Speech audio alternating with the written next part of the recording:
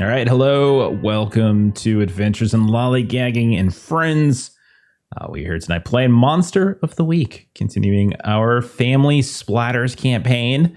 As you can see, if you didn't hear the announcement last Monday, we are down Jeremy because he's a diva and we just can't take his bullshit anymore. So in place of Jeremy on the overlay, I have put Grandma Muriel in all her beauty and glory.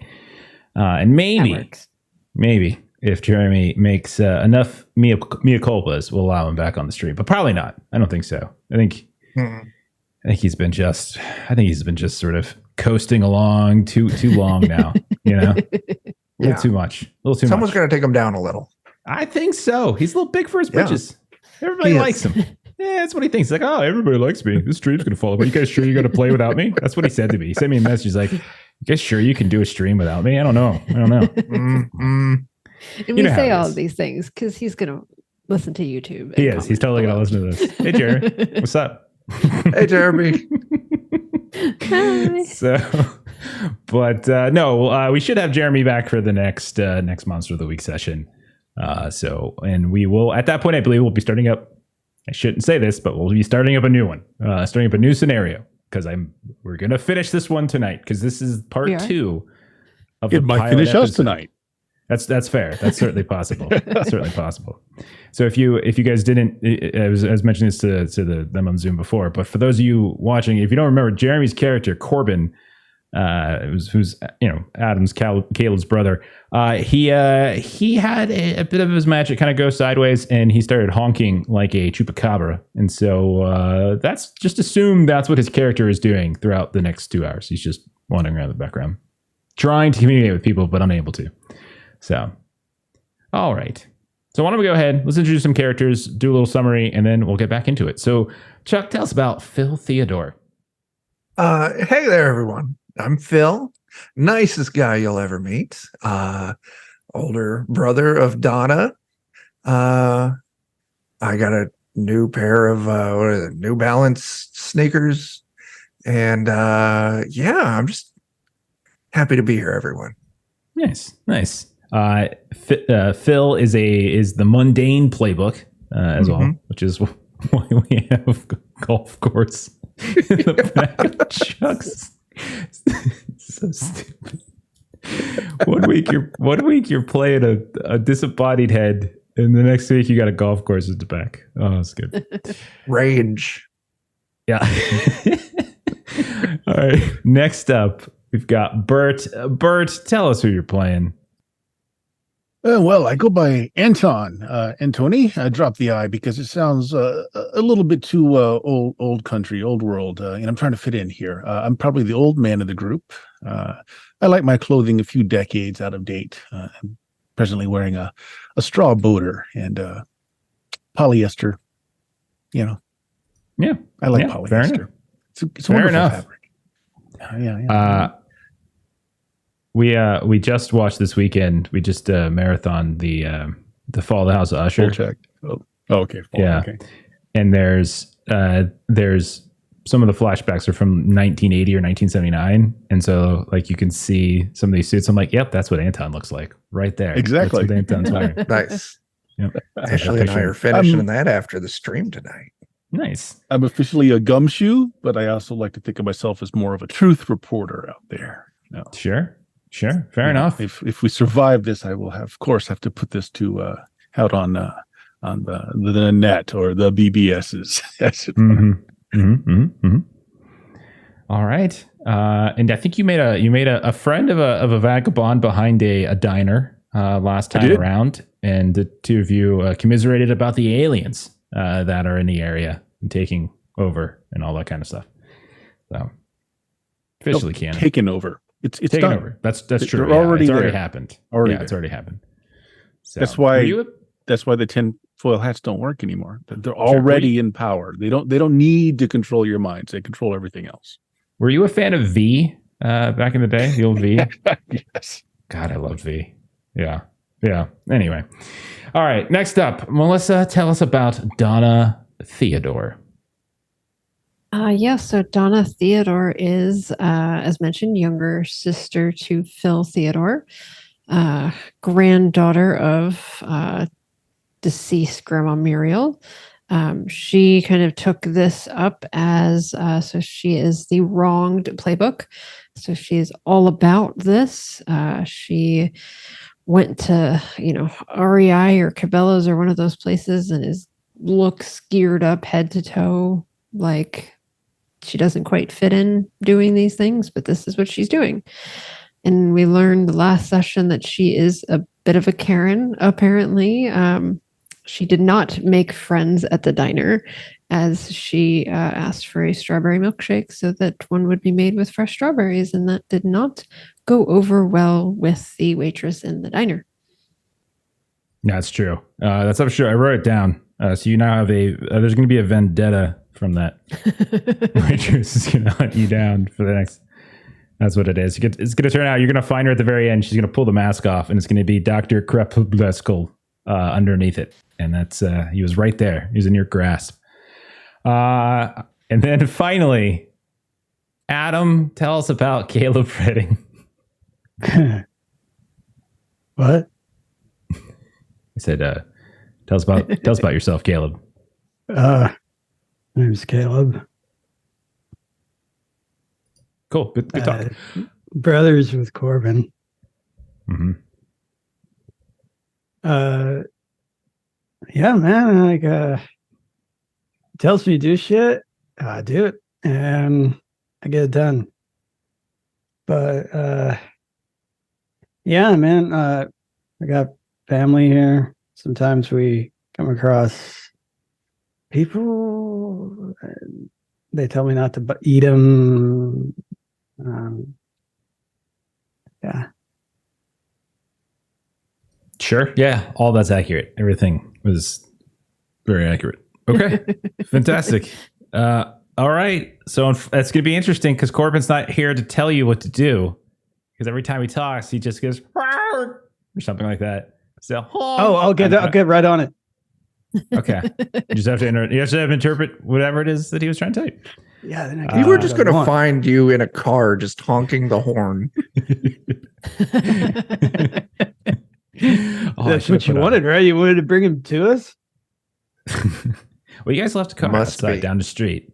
So it's not there anymore. Gotta It's been walk. stolen.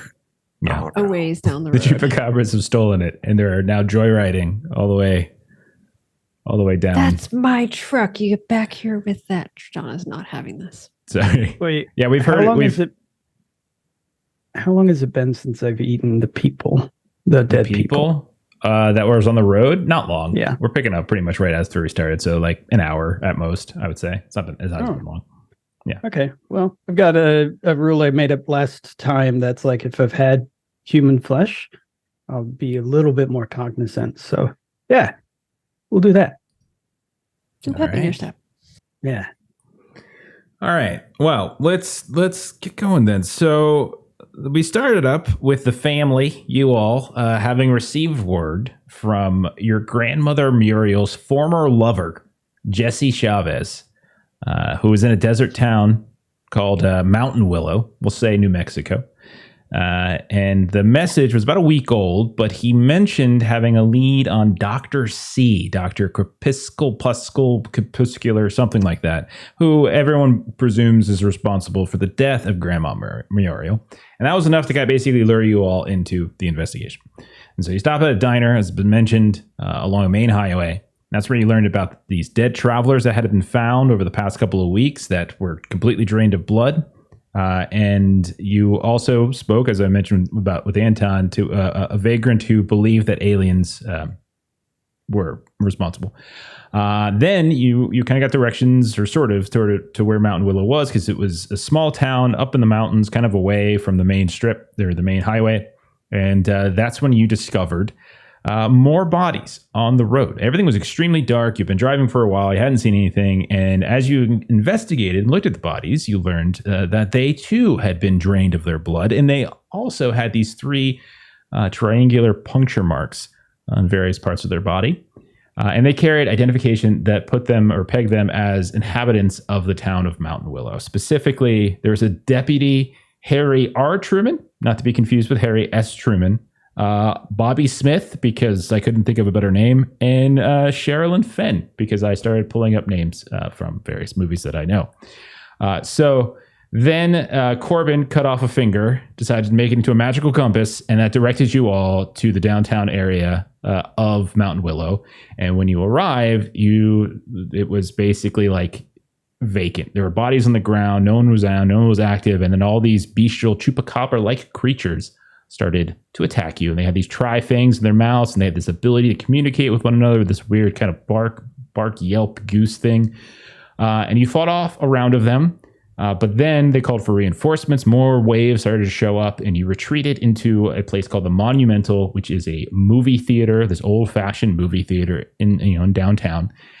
There, you saw that there were some folks, not a couple, quite a few folks that had gathered there awaiting rescue. You spoke with the mayor, Liv Blackwell. You spoke with Dr. Richard Weed. The mayor had said that they had sent people out to get help, and that was the people that you found on the road. And then some talk started to come up about maybe the chupacabras / aliens, whatever they were coming down from the mountains. And Dr. Richard Weed has an observatory up in the mountains, and there was a conversation about whether or not that might be a place to visit. He was kind of being a little cagey about taking you guys in there because he thought you would break all of his expensive equipment, and he just got the grant money. So he didn't really want to take you there. And as we already mentioned, Corbin's still here, but just assume he's always honking and cannot communicate. So we'll pick up basically right there. We are shortly after. Caleb just ate a really old hot dog. We're in the middle of this movie theater. All the lights are on for the most part, and there's dozens of people here from the town. We can see the mayor is still here. We can see there's an older woman who is just in broad daylight, or not broad daylight, but right there in the middle of the room, just lit up a road. She's just smoking away, tie-dye shirt. And then we've got the mayor as well. So I'll turn it over to you guys. What's your plan? What do you guys want to do? They might want to put some new hot dogs in the rotisserie. I don't think y'all could eat them. Nope. Yeah. Still good believe on that. diner food. Still doing okay. That pie was good. All right. The milkshake was delicious. Service could have been better. We did tip well, though. We did. So we need to go up to the observatory, but it's not safe to go outside right now until we clear the street, right? That's my understanding, yeah. So the mayor is nearby. She's probably still kind of in the conversation. Dr. Weed has been in the conversation. So the mayor will be like, well, if y'all are looking to get up to the observatory, and they had agreed. So Dr. Weed and the mayor did kind of agree to go with you guys, at least up the mountain. He just didn't want to bring you into the observatory. They would help you kind of go up the mountains to where like they saw or whatever. But the mayor was like, well, it's kind of, yeah, it's a little bit concerning out there. That's for sure. I don't know. Honestly, you've been outside more than we have, so the state of the town and its surroundings, you probably know more than we do. But if you're looking for a way up to the observatory, you could try the road. Oh, well. And then the Dr. Weed steps in and he's like, well, I don't know about that, because last time, don't forget that them fellas tried to blow up the bridge there. And so there's that deep old ravine that the bridge goes over. And then they tried to blow up it. And then I don't know if they can get themselves a car across. And then they start talking for a bit back and forth. Like, well, there's always, they can go over to campgrounds, maybe get one of them ATVs or dirt bikes and stuff and kind of go up the old fashioned way. That kind of thing. So there's some options. But you all are the monster hunters. I am absolutely in favor of an ATV. I mean, it's next best thing to a jet ski. I'm sorry. One of those golf cart things? Well, he said ATV. I mean, I guess depending on the brand and the make. Well, over by Are Xeno they four-wheelers Trails, or three-wheelers? they're four-wheelers, and then there's and then and this is the mayor talking to you. Then there's the so over by Xeno Trails, where the campgrounds are and everything. There's a small little shop there that rents out dirt bikes, ATVs for folks who want to kind of go, exploring around. Doesn't want to stick to all the hiking trails and things like that. So it's always, I'm not sure, if the place is locked or what state it's in. We haven't been out to the campgrounds, well, since it all kind of happened, to be honest. I'm not really sure if, looking around, I honestly, I recognize all the faces in the movie theater, and most of the folks over at the campgrounds they're out of towners, and they get their little trailers and such set up, and they go out into the mountains looking for aliens coming down from the sky, saucers and sightings, and in some cases maybe a little abduction or two. But yeah, I recognize everyone in here. We have a head count going and everything. So I don't know if they made it out or not. I just needed to follow up with one thing that you said. Did you say that the road or the bridge might have been taken out last time? Did I hear that right? Oh, was there a last time? Well, no. What I'm saying is, and now the Dr. Weed steps up. He's again, he's just kind of a skinny, short guy, receding hair, in his 30s, and he's like, "Oh, no. What I was saying is that when they first started coming down, and it became clear that we were getting invaded. When it became clear that we were getting invaded, we made sure to we tried to kind of cover the track. So a couple of the town boys thought it would be a good idea if they take out the bridge. Well, then the creatures couldn't make it across the bridge and stuff, and they're stupid because there's plenty of other ways down the mountain. That's not the point. I'm just trying to tell them what happened is all. I see. Okay, I understand now. Well, we need to get up. Campground has vehicles to get up. Yeah. I say we campground it out. Wait, did y'all say you were missing somebody? Well, we're missing a lot of people, sir. And there's probably about only a quarter of our population is still. Oh, I thought you were here. Talking about someone specific, though. All right. No, I mean, there's some folks missing. That's sure. But there's a lot of folks missing. All right, so we'll keep a lookout for survivors. And as I look to Theodore's. I think that's a great idea. Okay. Well, I can come along with you. I know this town, surroundings better than anybody. Been here my whole life. And she's like, you look at her, she's like super sunburned. She's got like blonde hair that's kind of got the little streaks of white in it here and there. You can, and she's like, I can come with you. I can show you all down there. And yeah, I can show you around a bit too. I can show you. And so like both Dr. Weed and the mayor are like willing to come with you if you want them to come with you. Well, I appreciate. How safe are you here? Oh, well, as long as we stay in the theater, we got all the entrances covered. We've got some of the windows, and there's not that many of them because it's a theater. We got them boarded up. And we're running out of food. But we've got a handful of guns, and they don't really seem to like it running through all the bullets if we fire at them. So I think we can kind of hold out here for a little while longer, but we're getting hungry and we got some hurt folk. So time is running thin. So is it that you can't make it out to the concession stand to prepare any more, or is it that it's out? No, we've gone through most of the food there. All right. Mr. Redding. You feel you okay? You don't look too good. I just had one of those hot dogs. Yeah, but you didn't look so good before you ate the hot dog. He just doesn't get out in the sun a lot. Yeah. So it was nocturnal. Yeah. I worked the night shift. I did that a lot when I was younger too. I hear that respect for you though. It's a tough gig. I work in a Someone's mailing gotta do room.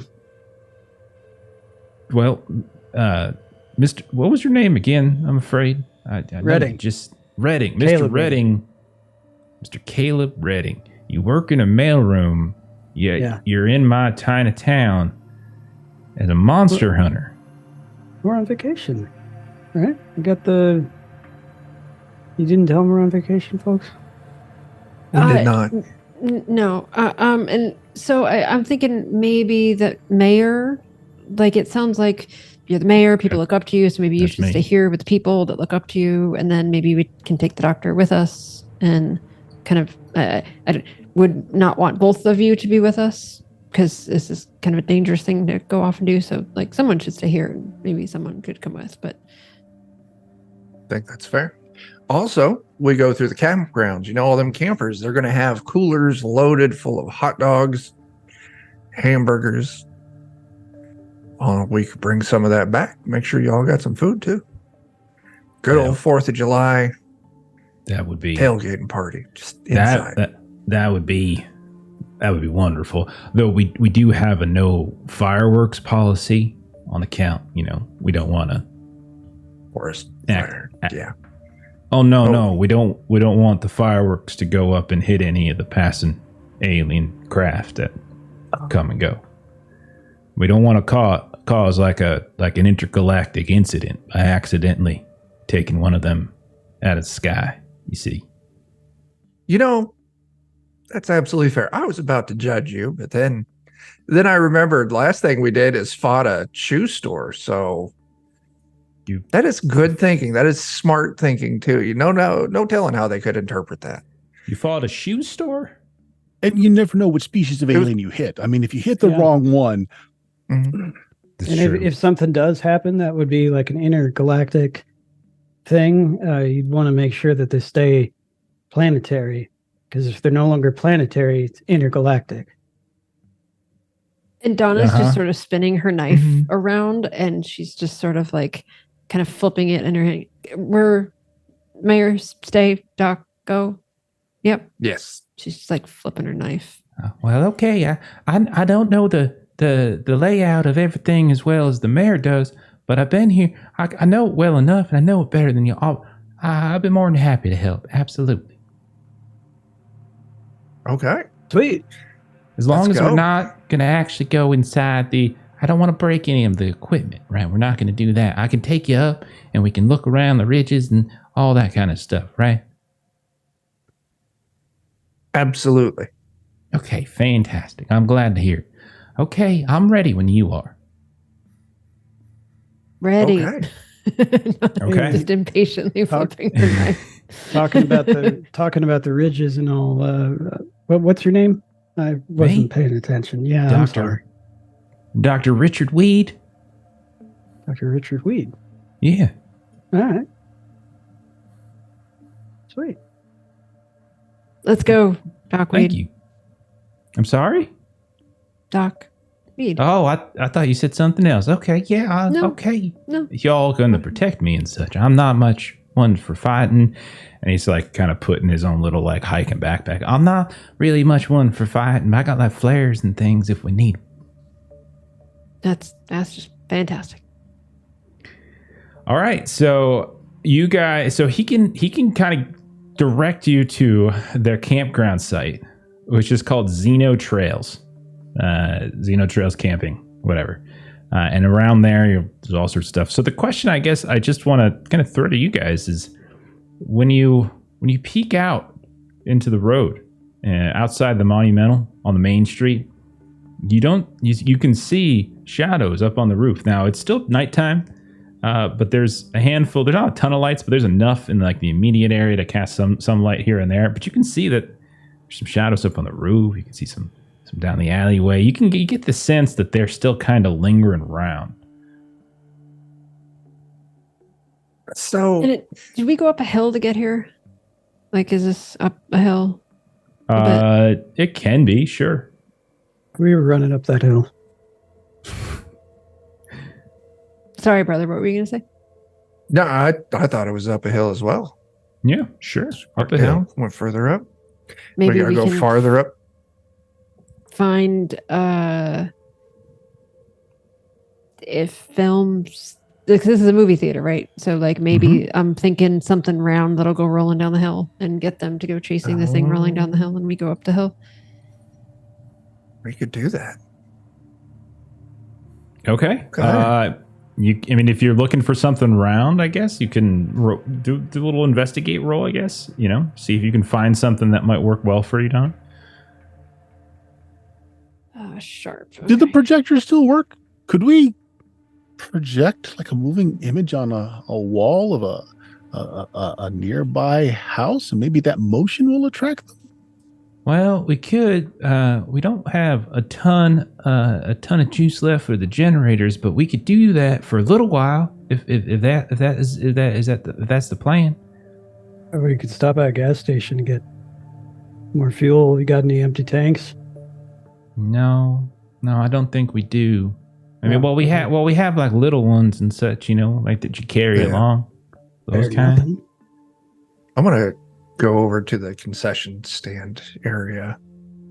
The popcorn maker, is it like a built-in counter unit, or is it one of those ones that's like a little cart that you can, with the red trimming on it and the yellow handle? I have Which no one is idea it? what you're. There's a popcorn cart. Yes. Oh yeah.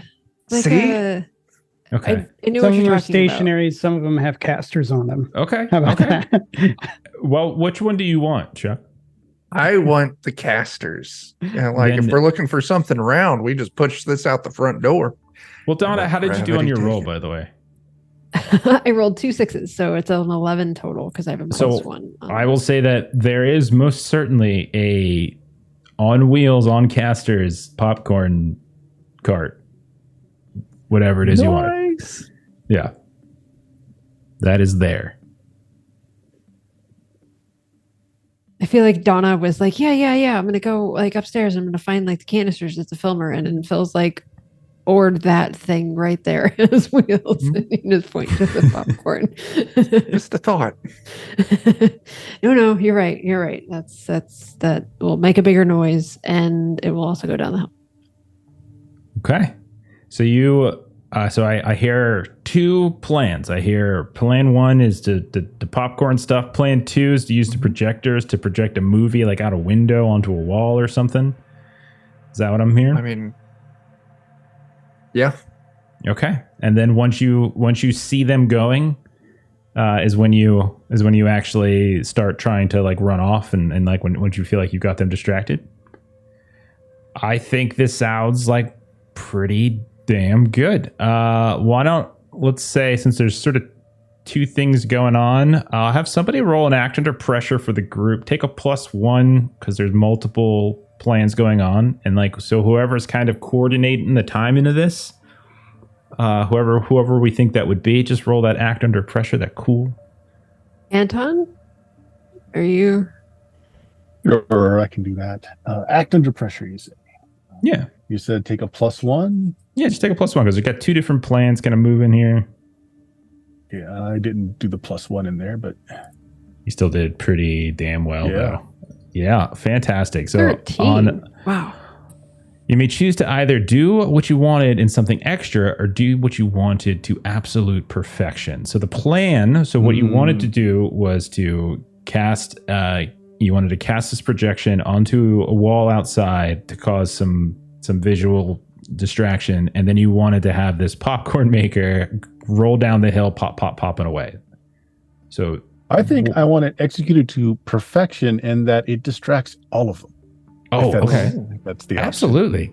You guys watch as the light across the street on the side of what looks like a hardware store, the wall just pops up and you can see that there's a movie. It's like it's Die Hard. Just Die Hard pops up and you can just see everything's kind of being thrown onto the screen. And you can see a few of these shadows leap off the wall and go after Bruce Willis's big face. And they smash right into the wall and kind of fall down. And you hear them. And then suddenly we hear. And that's when the popcorn maker starts going down, and then they start chasing after it, and then a few others pop out. They crash out of these other buildings nearby, and then you see that there's probably about 8 or 9 of them in total that are just chasing the popcorn cart all the way down the hill until they can't really hear them anymore. And you have free and open reign. You could get the hell out of here and run to Xeno Trails. And we do. Let's do it. We do. Okay. Fantastic. So you get not old, but you get the doc with you, and he's just like, oh, that's just really clever. That's just whoa, and then he starts running along with you. And as you're running through, he kind of points this way, like, okay, go this way. No, make a left. No, your other left, and this way. Okay, now we got to come this, and then, oh dear. Okay, and then finally, after probably about a 10 to 15 minute run in which you kind of cross over the downtown area, and then you take like a side road that takes you out into darkness once more, kind of like where you were coming from. You eventually see a sign on the side of the road. It's big, it's green, and it looks like there's like etched into it. You see this ovular looking face, and it's got like these 2 big black eyes. It's the kind of the stereotypical, gray alien head. You see a little flying saucer up in the sky, and it says Xeno Trails. Looking out ahead, we'll say this is to the north. There is no light at all. There's no like lamppost or anything like that. It's just constant darkness. Now your eyes are kind of adjusted, so you can see that there's some contours here and there, different different trailers, different shacks, stuff like that. But you have effectively reached the area. It's getting a little chilly, actually. You get a little cold wind here and there. You hear the distant sounds of honking and barks and such, but you have arrived at Xeno Trails. What would you guys like to do? Well, we need to find ATVs. We need to find food. So I guess let's just move into the park area, find some RVs, maybe check for survivors real quick. RVs or ATVs? There's probably going to be RVs here too, actually. It's more than likely it is a campground, so like you might actually find some RVs as well. Ooh, but you were told that there was a like a tourist shack somewhere around here where they just rented out ATVs and dirt bikes and things like that. I was going to say with ATVs, a lot of people bring motorcycle as their general move around while they leave the ATVs. So look for that. Okay. But yeah. Okay. So we'll say you guys start fanning out. You start looking around. Who are we? Like you say, you're also checking for survivors. Does that mean you're like busting down doors and going into some of these trailers that are around here, or is there some other plan? Like describe what it looks like. So busting in doors, it's really loud. Sure. Yeah. Is Phil just gonna like politely knock on doors and just say like, is anyone inside? That's exactly what I was thinking. I want to do the little like dunk dunk dunk dunk. Hello. If Hello. nobody answers, Caleb will bust down the door because busting makes me feel good. Oh. Where does that? I need to check a box of Harb, I think. Donna's gonna leave the people's stuff to Phil, and Donna's gonna go towards machines. Okay. All right. So Donna, let's say I'm gonna say Dr. Weed goes with you. He's like, I can show you over where it is. I've never really been on an ATV or a motorcycle myself. I'm quite afraid of them. I don't like pain. But I think I know where it's at. I can't remember the fella who actually ran the place. He was a big, ugly son of a gun. Or is a big, maybe still around here. I didn't see him back at the movie theater. Anyhow, it's this way. So he starts like leading Donna off towards like this sort of shack you see in the distance, this contours. It's over here. It's over here. Whereas I think Caleb and Phil are going to be checking on doors of trailers. And then Anton, what is Anton up to? I'm looking for motorcycles, gas cans. Connected. Oh, awesome. Yeah. Okay. So I think let's just get some investigative mystery rolls from folks. Why don't we just do that?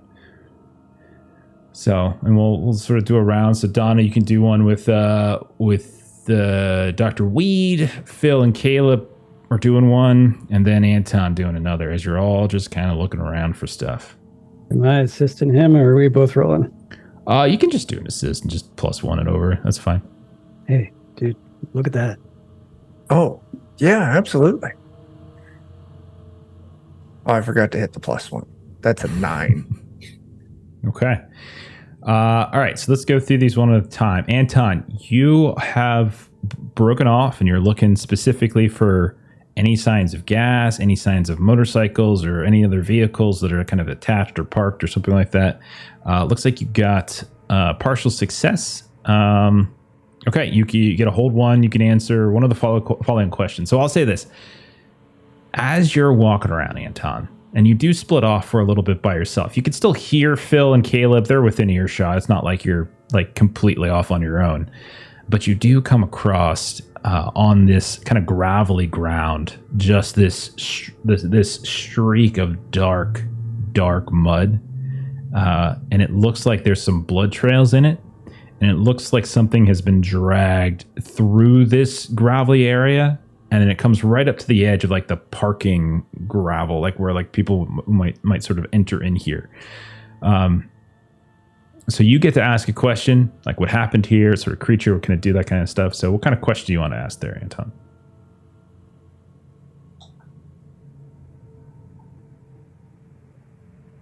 Bert? Considering. How about what's being concealed here, which might include people hiding? Okay. I will say that as you're moving around, you do in fact hear like something shuffling from inside a nearby, like silver, what are those things called? Like the airliners, like an old fashioned like silver airliner. And you do hear like something tumbling around on the inside, and then you hear, shh, quiet, something's outside. And so it does sound like there might be somebody inside the trailer. All right. Let's go over then to Phil and Caleb. You guys have been going around and trying to look for folks as well. You see at a certain point, you're looking for like RVs and stuff too. Mm-hmm. It does look like there's this relatively cheap looking Winnebago, the type that's hitched to a truck as opposed to in itself like it's a camper hitched to a truck, has been utterly demolished. It's just like shattered into pieces. You can see it's like a tornado went through here as how it's just been ripped apart. There is a vehicle. The vehicle is a pickup truck. You do notice that there is also like something kind of got pulled or attacked in the cab, and you hear the sounds of just like the wind. You hear Anton kind of sort of motioning to you as well, and I'll say that because you guys were also kind of looking for motorbikes and whatnot, you do see that on the ground, not too far from this, Phil, there is on its side what looks like a dirt bike of some kind.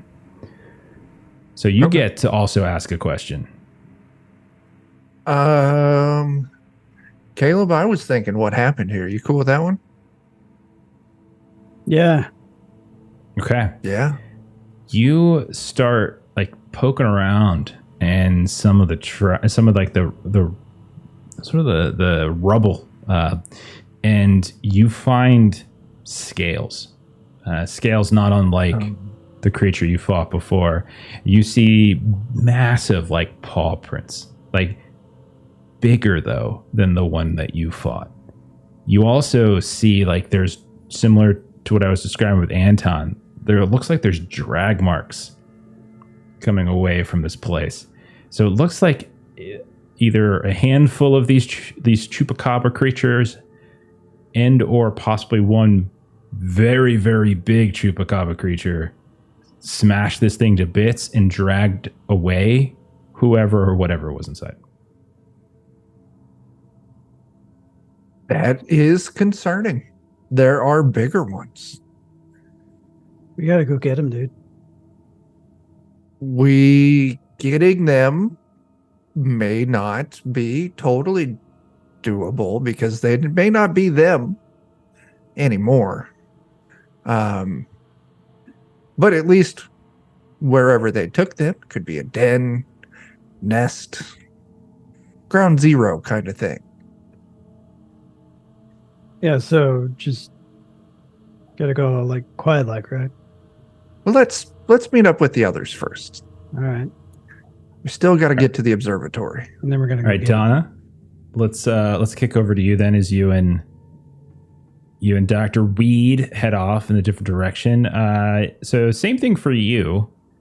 Go ahead, and if you want, just roll that, and like you're just actually don't even have to roll just yet. That's wrong of me. You and him come up, and he's like kind of talk to you all the way. Yeah, I don't really like danger too much. I don't really want to kind of fall off things. And what's your name again? I'm so sorry. I don't think I ever asked.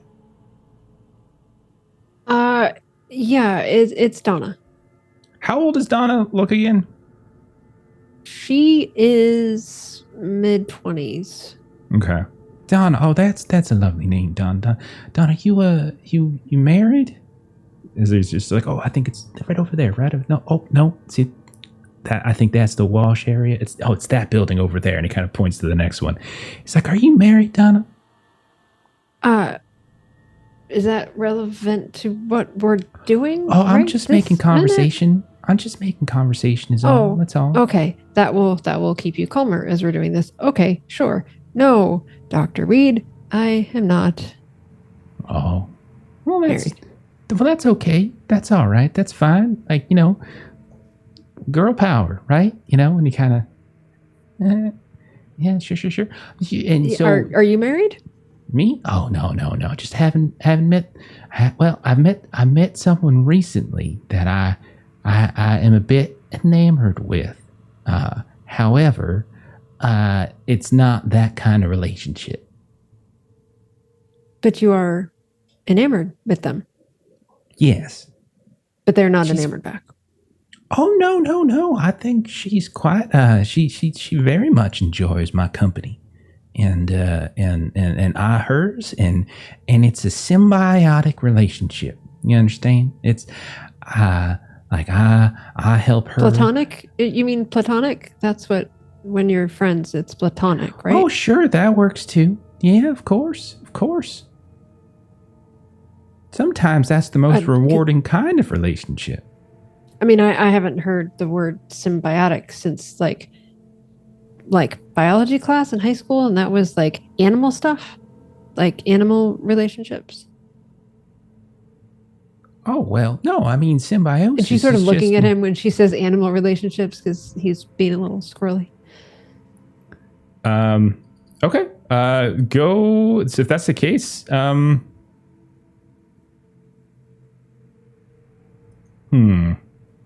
I don't think is there like a. I don't think there's like a read. There's a read.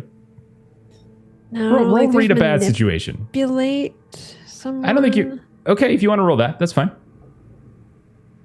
Yeah, go ahead. I'll take that. I'm rolling so well tonight. Oh, I know. charm Jeez, is not that we have any evidence of it. 0. But, 11. 11. Okay, so on a 10 plus, you're trying to get. So what is it? Would you say Donna is trying to get out She's of this Being conversation? squirrely about this female that he's enamored with, this symbiotic relationship thing, and the description feels weird. So she's trying to get him to say maybe a little more than he was planning to, because he was being sort of coy about it.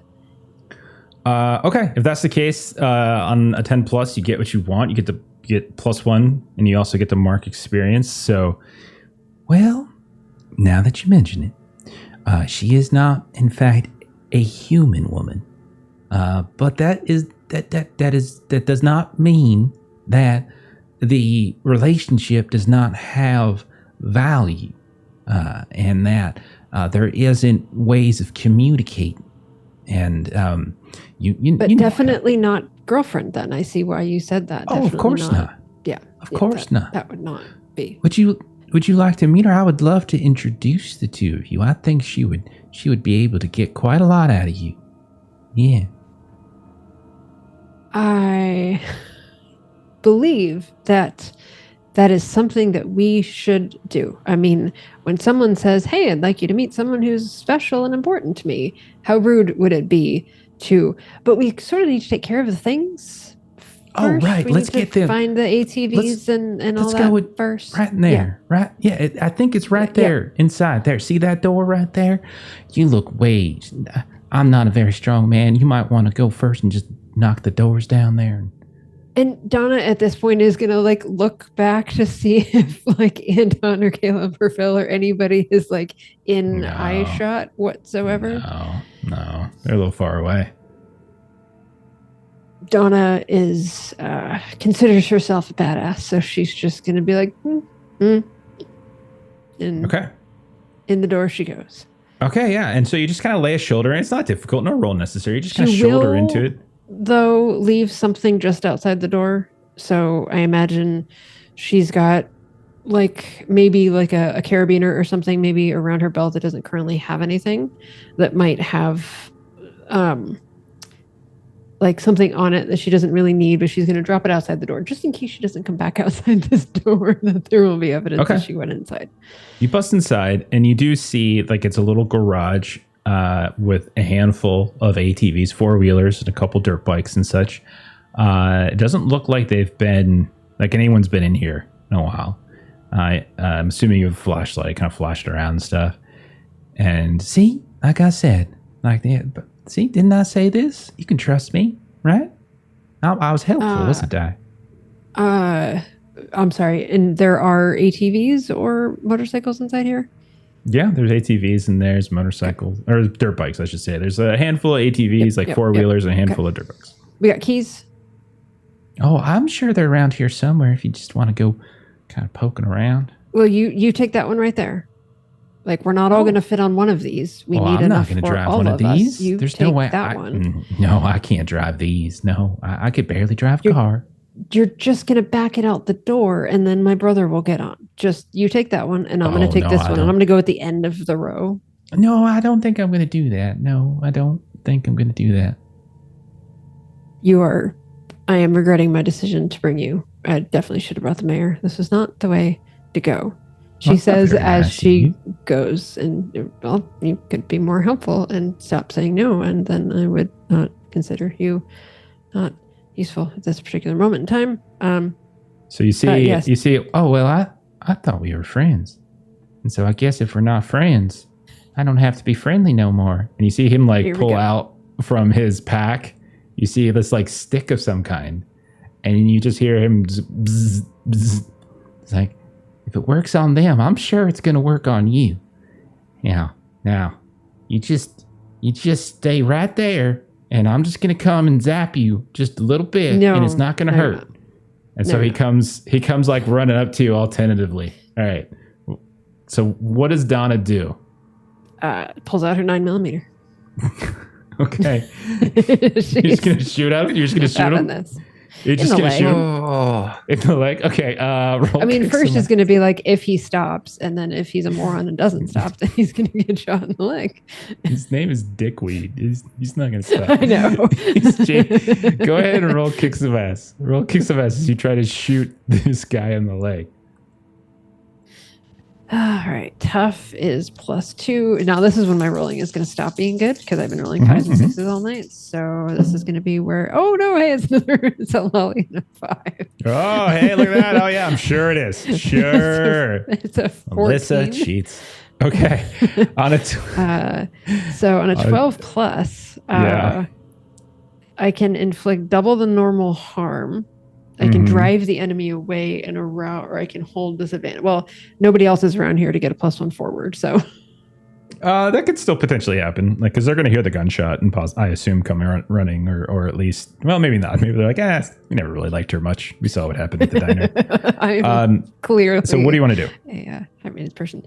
I'm going to say that, like, not only do I manage to shoot him in the leg, but he also like stumbles in such a way that I can get to the door. Sure. I think that's fine. I think that's okay. So we'll say you shoot him in the leg. What's you had a gun? I'm bleeding. And he falls to the ground, and you run out of the room. The rest of you, Anton, Caleb, Phil, you hear a gunshot go off in the direction where Donna and Dr. Weed went. Very loud. What do you want to do? Running that direction. Sure. Absolutely. Yep. Full speed. Okay. All right. Same. Okay. I'll say you guys are running. You get close enough in time to see Donna, flashlight in one hand, gun in the other, burst out of this like shed / garage, and she's just running in your direction. And you hear, I'll say you also vaguely hear, it's like, ah, you had a gun! Ah! Ah! As he's kind of screaming. And it's like, I think he got an artery! I think he got an artery! As he's just screaming out loud now. What you guys want to do? You shot him? Yeah, sure did. He's got a shock stick thing, and he's got some female friend of the non-human persuasion somewhere. Yeah. But this is where the ATVs are. So, like, Okay. he's bleeding. He's a wuss. I'm just Yeah, saying we should get the ATVs and go. I smell it. Well, I mean, we still need ATVs. I did find a dirt bike. Uh, That works too. Is he still whining and carrying on? I'll say after a few moments he does quiet down, and you don't really hear much from inside anymore. Okay. uh-oh. I'm gonna go in and check on him. Well, Oh no. my curse just came up. Oh, no. Maybe Okay. I won't. Oh, Oh, Caleb, God. you're gonna go check on him. Okay. Okay. So Caleb, the smell of fresh blood wafts into your nose, and you rush inside. You just you just start to salivate or something. I don't really have control over me right Okay. now. So, I mean, All right. one emotion rules me, and right now that's hunger. You rush inside, and the rest of you hear another gunshot go off, like several of them in sort of close succession. And Caleb, you see like the wall splinter around you, and you realize you're getting shot at by somewhere in the room. And like the shots are continuing to come. The first one or two miss, but they're still coming, fire one after the other one, and you just hear ah! What do you do, Caleb? I mean, it all depends. Like if I'm still Hungry. gripped by this curse, I'm going in there, and I'm going to like rip the guns out of the gun out of his hands, and chomp down on where the blood is coming from. Okay, so you just sort of leap after where you see like a little spark or something from where the shot's coming from. Roll kick some ass as you leap over. I was wondering if I could actually try to use unquenchable vitality instead, not really trying to hurt him per se, but just like eat him. I don't know if that is good for now or later. I don't think that would work here because you're actively being attacked. So I don't think that's applicable in this moment. Let's then. Because if you roll kick some ass, depending on your roll, you might take harm, but unquenchable doesn't. Yeah, I wouldn't. So, Okay, there's I got the you. threat of harm here. Yeah. Partial All right. success. Okay, so partial success for kick some ass. You inflict harm on each other. The amount of harm is based on the established dangers in the game. That usually means you inflict harm rating of your weapon, and the enemy inflicts their attack's harm rating on you. So, how much harm do you do to him? And then one of his shots is going to get off and is going to hit you as you come charging in. 4 harm. It's 3 harm plus 1. Okay. Okay. Oh god. All right, so he's firing this gun at you. He can do oh god. So yeah, he fires a 3. His attacks are 3 harm. So he's firing a shot at you, and you go charging in. The first few miss, but then as you get closer, he just gets you like almost center mass as you leap at him and begin like hacking and biting away. You're still going to take, we'll say, intense pain, 1 harm or more, as there is now like a very, very large sort of blossoming of blood, I assume. You probably still bleed. Got some blood in as me, you were yeah. as you're shot, and it's extremely painful. That's It the might bad news. be the consistency of jam, but you know. The good news is that as you leap down on him and you start to like kind of pull and bite into him, you rip free, and you realize that you just ripped his throat out with your teeth, and he is no longer yelling out, as he is now gurgling, choking on his blood, and the process of dying. The gunshot was extremely loud, and you see that his gun is a fairly heavy looking, like kind of Magnum type, big heavy weapon, far bigger than he probably should have been shooting, and it was extremely loud, even louder than Donna's, and several gunshots have gone out at this point. Does anyone follow into the the garage? Yes. Okay, and this is what this is what you see. You see Caleb like bleeding, but also feasting on this man that you were just talking to, Donna, who is now dead. This Phil. Yeah. What the hell? I mean, it's effective. that Redding. What the hell? Yeah, there's other ways he could have done it. It's that Redding side of the family. They're different. They Promise me you're never going to go do that. Like, take people No. out. Not that way. No. no. God, I no. have to. Yeah, good Don't- job. Just, Yeah. yeah. I'm And not Donna's feeling just so going good. to stop that. No, it's the bullet. That doesn't he make shot you. sense. I honestly think he might have been in the right for that one. Can you can, I can't do any healing. Can you do healing, Phil? Anton? Who does it's healing? No. Nothing a good snack won't fix. I'm not sure I'm I there. I'm feel like- still trying to find jerry cans of gas and motorcycles. if I Okay, have yeah, them. that's fine. That's fine. If you didn't chase after the Despite gunshots yeah. going off, you're like, yeah, whatever. They'll take care Well, of I saw Yeah. everyone else running, and then I saw Yeah. them come out. So it. Yeah. We'll I'm say, an old yeah, man. I don't run fast. Yeah. Old as in like 34 or something? I'm almost 40. I'll have you know. The lifetime of Okay. smoking started when I was 6.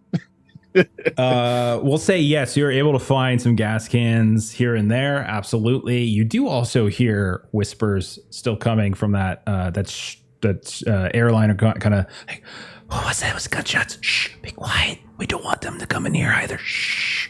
They could be just as bad as wants to come in there. The things aren't here. We're trying to get help. Is that what you say? What? Yeah, I'm whispering too. What? Who are you? I slide my business card under the door. It says all kinds of things like paranormal, supernatural researcher. Okay. My BBS phone number on there. You see the door crack open just a little bit, and you see a teenage probably 16, 17-year-old girl, like Hispanic, muscular, short black hair, and she's just like, are they out there? All that noise, they're gonna come. Are they shooting at them? Look, they're being distracted right now. There's a bunch of people over at the old theater. It's a theater, right? Movie theater. Yeah, it's a theater. Yeah, that they've got it all shut down and locked up. You're probably going to be safer there. You got a motorcycle or something to get you there fast? And she looks around, and there's one in the ground, and the one on the dirt behind you, and she's like, I do now. Are there any more around? Well, there's a whole rental place over there that's got them. Though I don't think you really That's need over to rent there. them. Like, well, Well, we didn't really bring one of them, but there's some other folks. I know some other folks down there have a dune buggy, even though there's no dunes. Oh, I like that. Oh, wait. Okay, so tell him Anton sent you. Okay. And then All right. she's like- Run! and she I don't know how long they're going to be distracted for. She turns around. She's like, Run! come on. And you see she runs out and she's like grabs the arm of you assume probably a younger brother, 9-10 years old. And two of them start running. She picks up the bike and like the brother gets on behind and they start driving on the bike in the direction of downtown area. The rest of you that were over by the ATV shed, you hear the sounds of a dirt bike, and then you hear the sounds of, and you see coming out of the darkness is one of these chupacabras that is like chasing now after the bike on this. Absolutely, yeah, absolutely. Kick some ass as Anton tries to snipe it as it's chasing after these people on the bike. You got this, Anton. Do we have any bits? We got any bonuses out there? Melissa usually tracks that stuff. Yes, we do. Okay, so what does it do? A +1? +1? Yeah. Yeah, I think that's what we did. Max of +1 from audio. Okay, I'll take a +1 because I don't kick ass very well. Okay, no worries. Yeah, like I really don't. So it's a 6 with a +1, which is still a miss. You. Oh gosh, That's not good at all. You get your ass kicked instead. So we'll say the gun and you're not ready for the recoil. What I'll say is like it doesn't really make sense for you to come after me instead. I'm fine with that. Yeah, I know, but that's you missed, so it feels you shouldn't get rewarded for it. I'll say you suffer harm or get captured, but don't inflict any harm back. No, Chuck. He doesn't shoot the people on the dirt bike. If I was in Jeff's shoes, that's exactly what I would do. This is what I'll say is he doesn't shoot the people on the bike. He shoots the bike, just random shot, gets the tire I'll even do that. And you see a small little gas tank explosion as the bike goes veering off and sliding, and you hear as these two kids get thrown from the bike from the explosion, and the chupacabra creature is still chasing them down and leaps over this now flaming dirt bike and lands on one of them as you hear. What are you guys doing? Not one of my best days. It's time to go. Caleb is gonna finish a little bite so that he can try and heal himself and then go after that. But that's what he'll be doing whenever it's appropriate. Donna will just say to Phil, we just got to get one of those unlocked, and she's going to go running after the gunshots. Okay. There's another vehicle over here. There's plenty of vehicles in the garage shed. Anton, there's a dune buggy over by you, but there's plenty of these ATVs and stuff that you all could grab. But Donna, you go running out. You can see that one of the two of them, there's a teenage girl and there is like probably around a 10-year-old boy. Let's see which one it got. Okay, it got the younger boy. And you can see the younger boy is like, and the teenage girl's like kind of rolling around on the ground. You can tell she's like part of her is like on fire, little flames from where the gas tank exploded, and she's kind of rolling around a little bit out of it, and she's like, Timmy, looking around. Oh, Any sign of their parents? No, not yet, but there's been a lot of blood in the area, so it's possible that these two could be newly made orphans. Okay. Oh gosh. Can Donna see the chupacabra? I will say yes, you can. There is a flickering fire from where the gas tank exploded. So, and some of the brush kind of got lit on fire. So the teenage girl is like rolling around. She's alive, but you can tell she suffered a major injury. And the boy is in the process of being exsanguinated by this chupacabra. So Donna, what are you doing? I was gonna shoot the chupacabra, and then I rolled 2 1s. Jesus. thought Anton had a bad shot.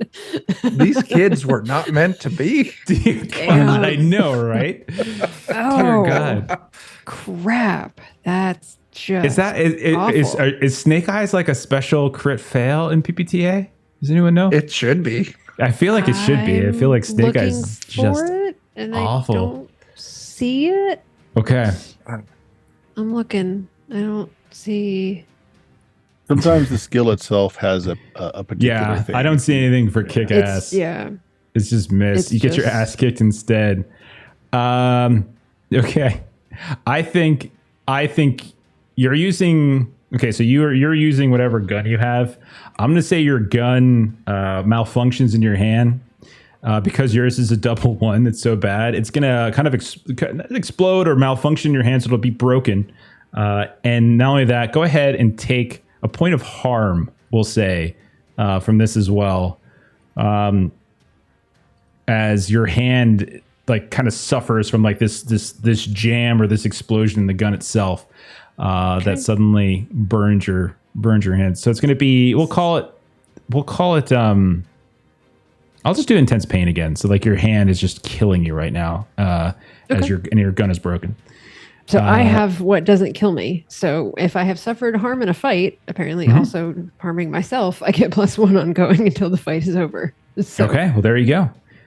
You try to shoot, your gun jams and malfunctions on you, hurts your hand. The kid is still being exsanguinated. The girl's still rolling around, not quite able to get up and move. Caleb, you're back inside trying to feed off of this guy, trying to so roll your unquenchable vitality. I think it's cool, right? Cool. Yeah, go ahead and roll that. Oh God. How'd it go? I got a 2. You Your injuries worsen. you're you're shit. you're eating And and feasting in the process that you don't realize. Like the blood, whatever it is you're eating, like you're chewing and chomping and masticating, you're swallowing the flesh of Dr. Weed. But the gunshot happened to just hit like the esophagus area, and like every time you swallow, the food just kind of spills out of where the gunshot was, and each time it just infects and gets more painful and painful. I'm gonna say you're not gonna take any extra damage, but I'll say that you pass out just from you kind of get this deliriousness about you because you're not able to really feast. It's not actually satiating you because it keeps spilling out of the hole that you just got shot in, and you pass out. All right.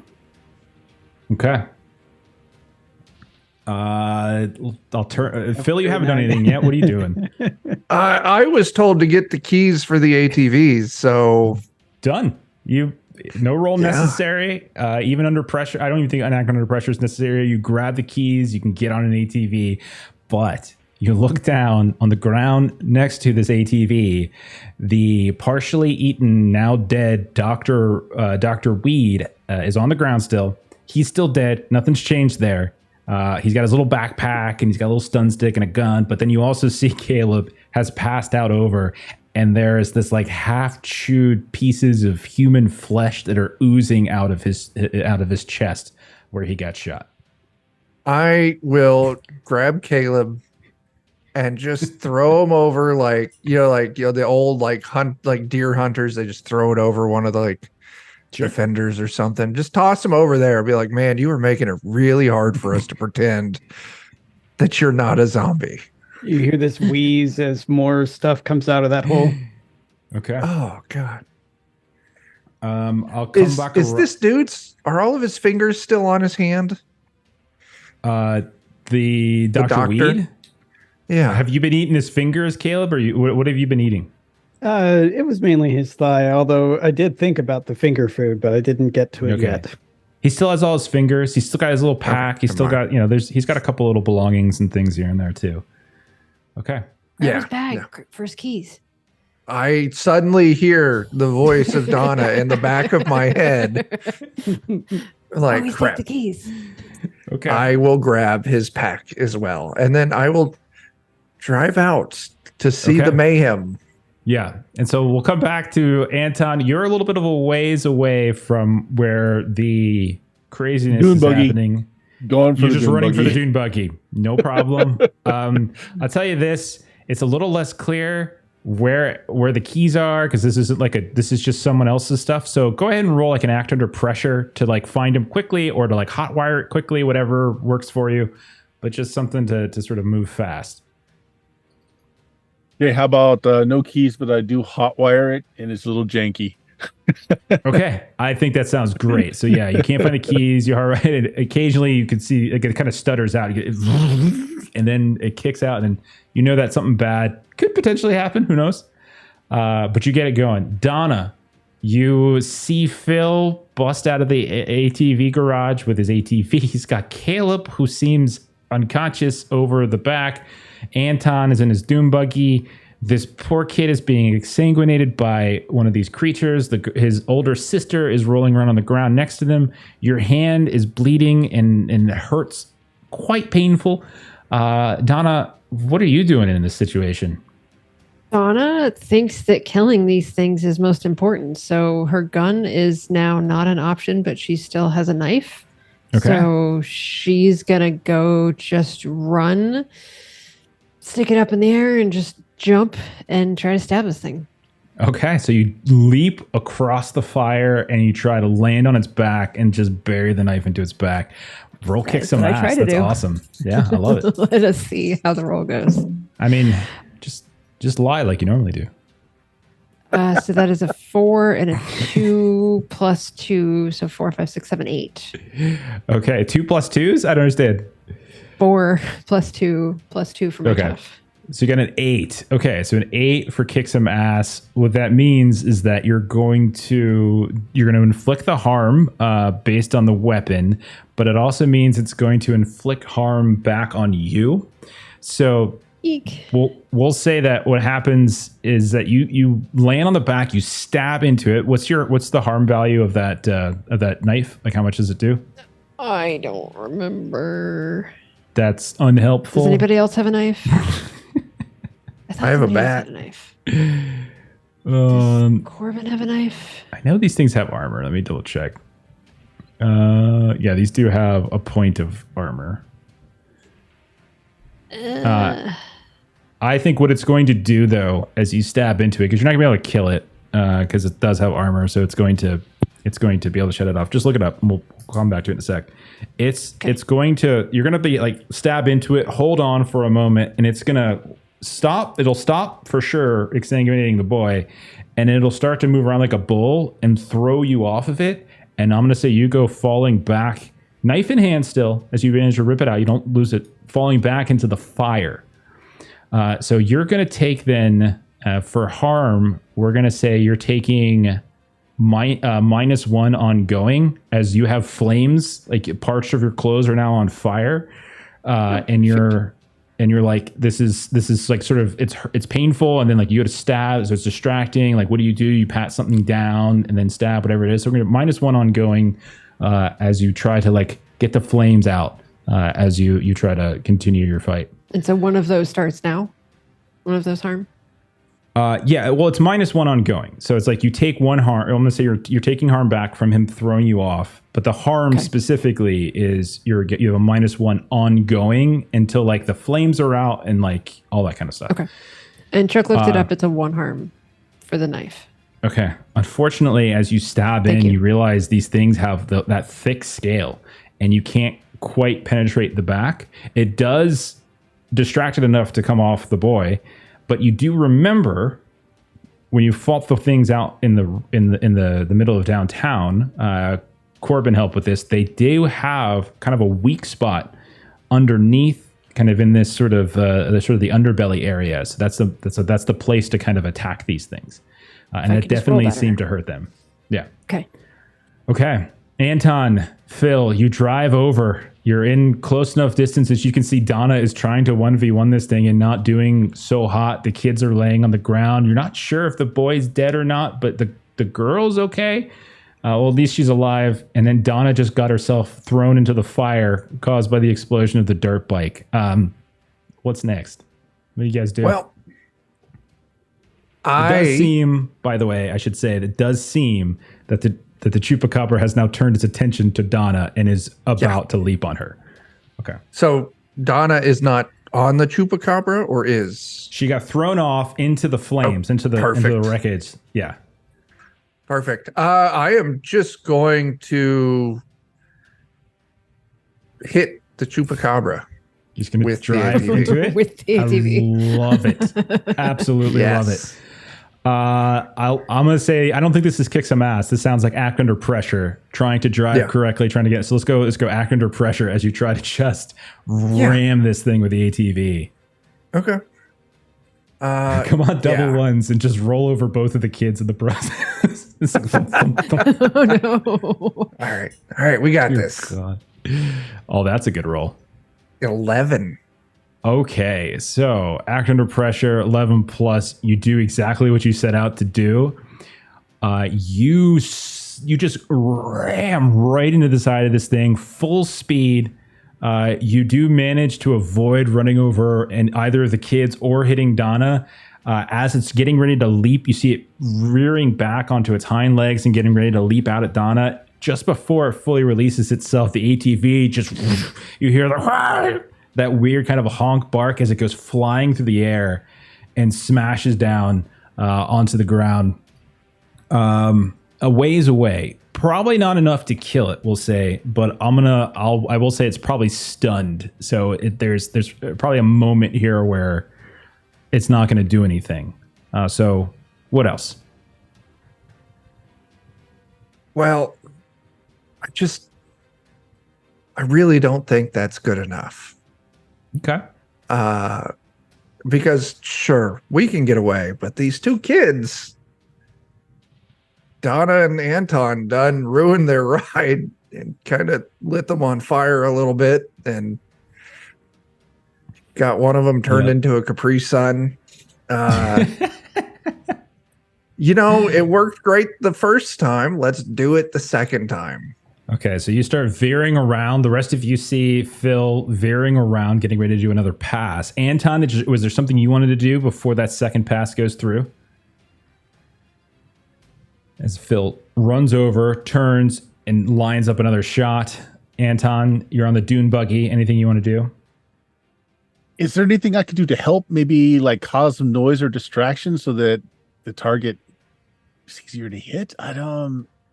I think, yeah. I mean, I definitely think that you could just keep its attention. It definitely hit the horn, just draw a lot of, Yeah. Okay, so you start hitting the horn and you just hear, it's like some weird like novelty horn sound that goes off as it does. And so the chupacabra, as it's trying to shake off the stun, kind of looks up and it just, the sound seems to have bothered it a little bit as it's kind of staring at you, and it doesn't pay attention to Phil as Phil comes in for another pass. Phil, roll another act under pressure. You can take a +1 on this from Anton's distraction. Right. Oh, I don't know how to make it do the +1. That would just be add it regular. It's fine. And again, you hit it for a second time. Yeah. I'm going to say you run over it to the point where it falls to the ground and it slides. And you see it's still kind of moving, but it's on its side, Donna. It's laying just a couple feet from you. And because it's on its side, you can see that the belly is exposed. And that for the first time, you can see that kind of that fleshy underbelly, where it's just, or like whatever kind of weird organs it has is just sort of pulsating down there. What do you want to do, Donna would have scurried out of the way when she saw what Phil was doing and make sure to give him a wide berth for his driving. And then she kind of scurried backwards, got up, and she's going to try to lunge forward again with the knife. Kick some ass. You still got the ongoing -1 because your clothes are on fire. So don't forget the -1. I'm up. Okay, so does that mean it's giving me harm? It's an ongoing -1. So you're literally taking the harm is the ongoing -1. So I rolled a 13. Okay. Describe how you kill this thing, Donna, as the weak spot is open, Phil has already worn it down severely to the point where it's very weak, and now the kill shot is there for the taking. Describe, Donna. So, is this thing big enough that she could move it? Because what I kind of would like to do, because I It's get like the that size extra, of like a large like tiger or a lion. Okay. What I want to do is be able to like kind of jump on it, stab it, and then roll with it. So she's rolling the fire out with it as they like go. It's very heavy, so every time it rolls on top of you, you just and then you roll back over top. Yes. But yes, I'll say with that, you guys are able to kill this thing. These strange looking organs just start pouring out onto you, Donna, as you kind of cut the bottom, and they don't even look like normal creature, like animal, mammal, even reptilian organs as they pile out on you. And then maybe that viscous fluid that comes out, in addition to you rolling over, helps douse some of the flames. You get up and you look down. The carnage is done, but you are still here. What would you like to do? As you see the girl still there. Timmy, are you okay? And you can tell that she took like a really bad hit to her head. What do you want to do?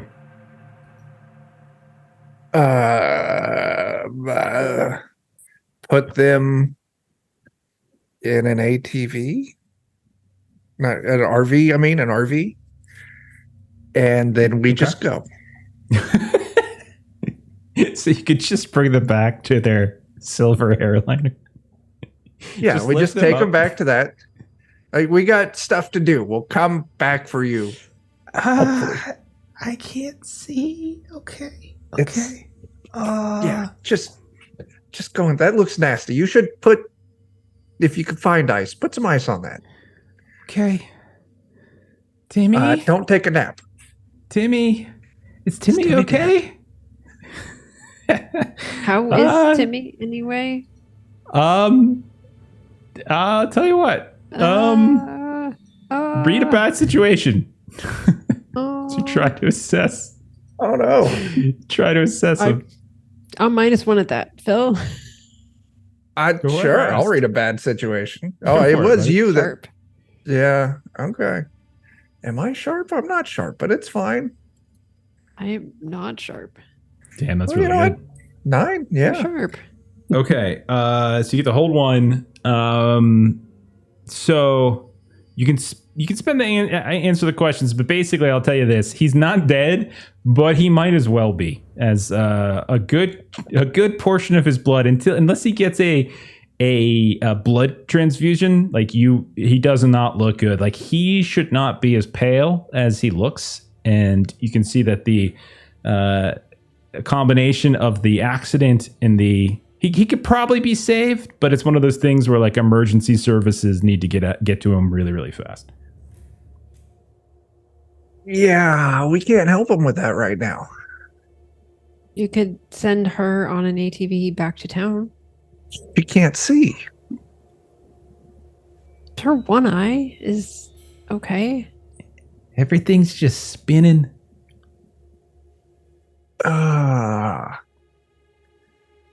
We can't send her back with the doctor either, because that didn't work out.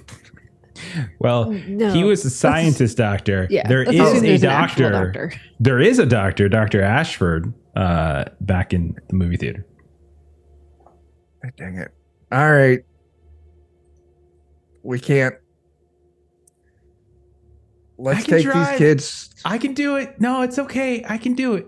I want to do I want to do like the police, like walk a straight line, touch your nose. Okay.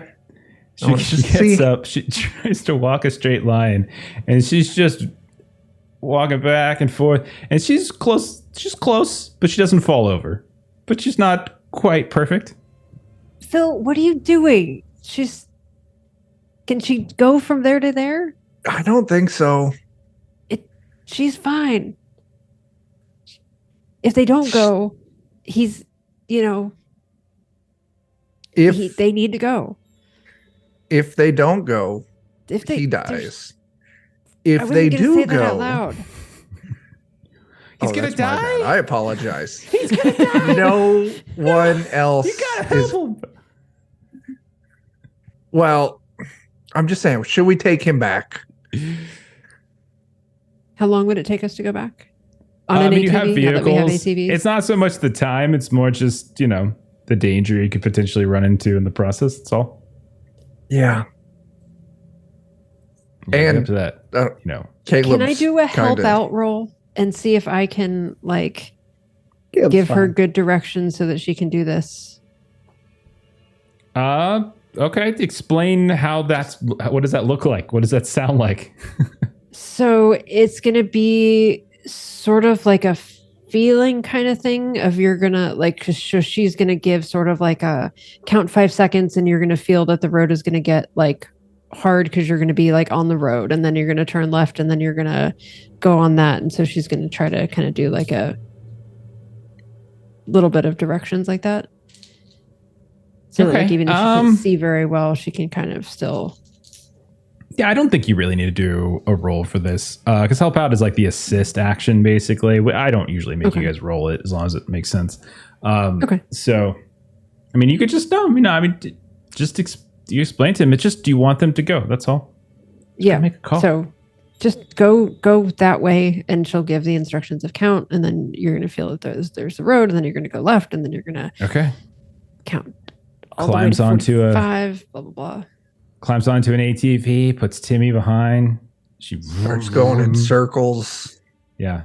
And she's like, first time I've ever driven one of these. And off she goes.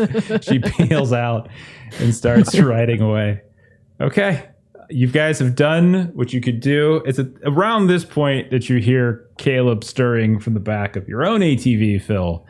And Caleb will say, you come back to consciousness at this point. Hey. Hey there, buddy. That was gross. What happened?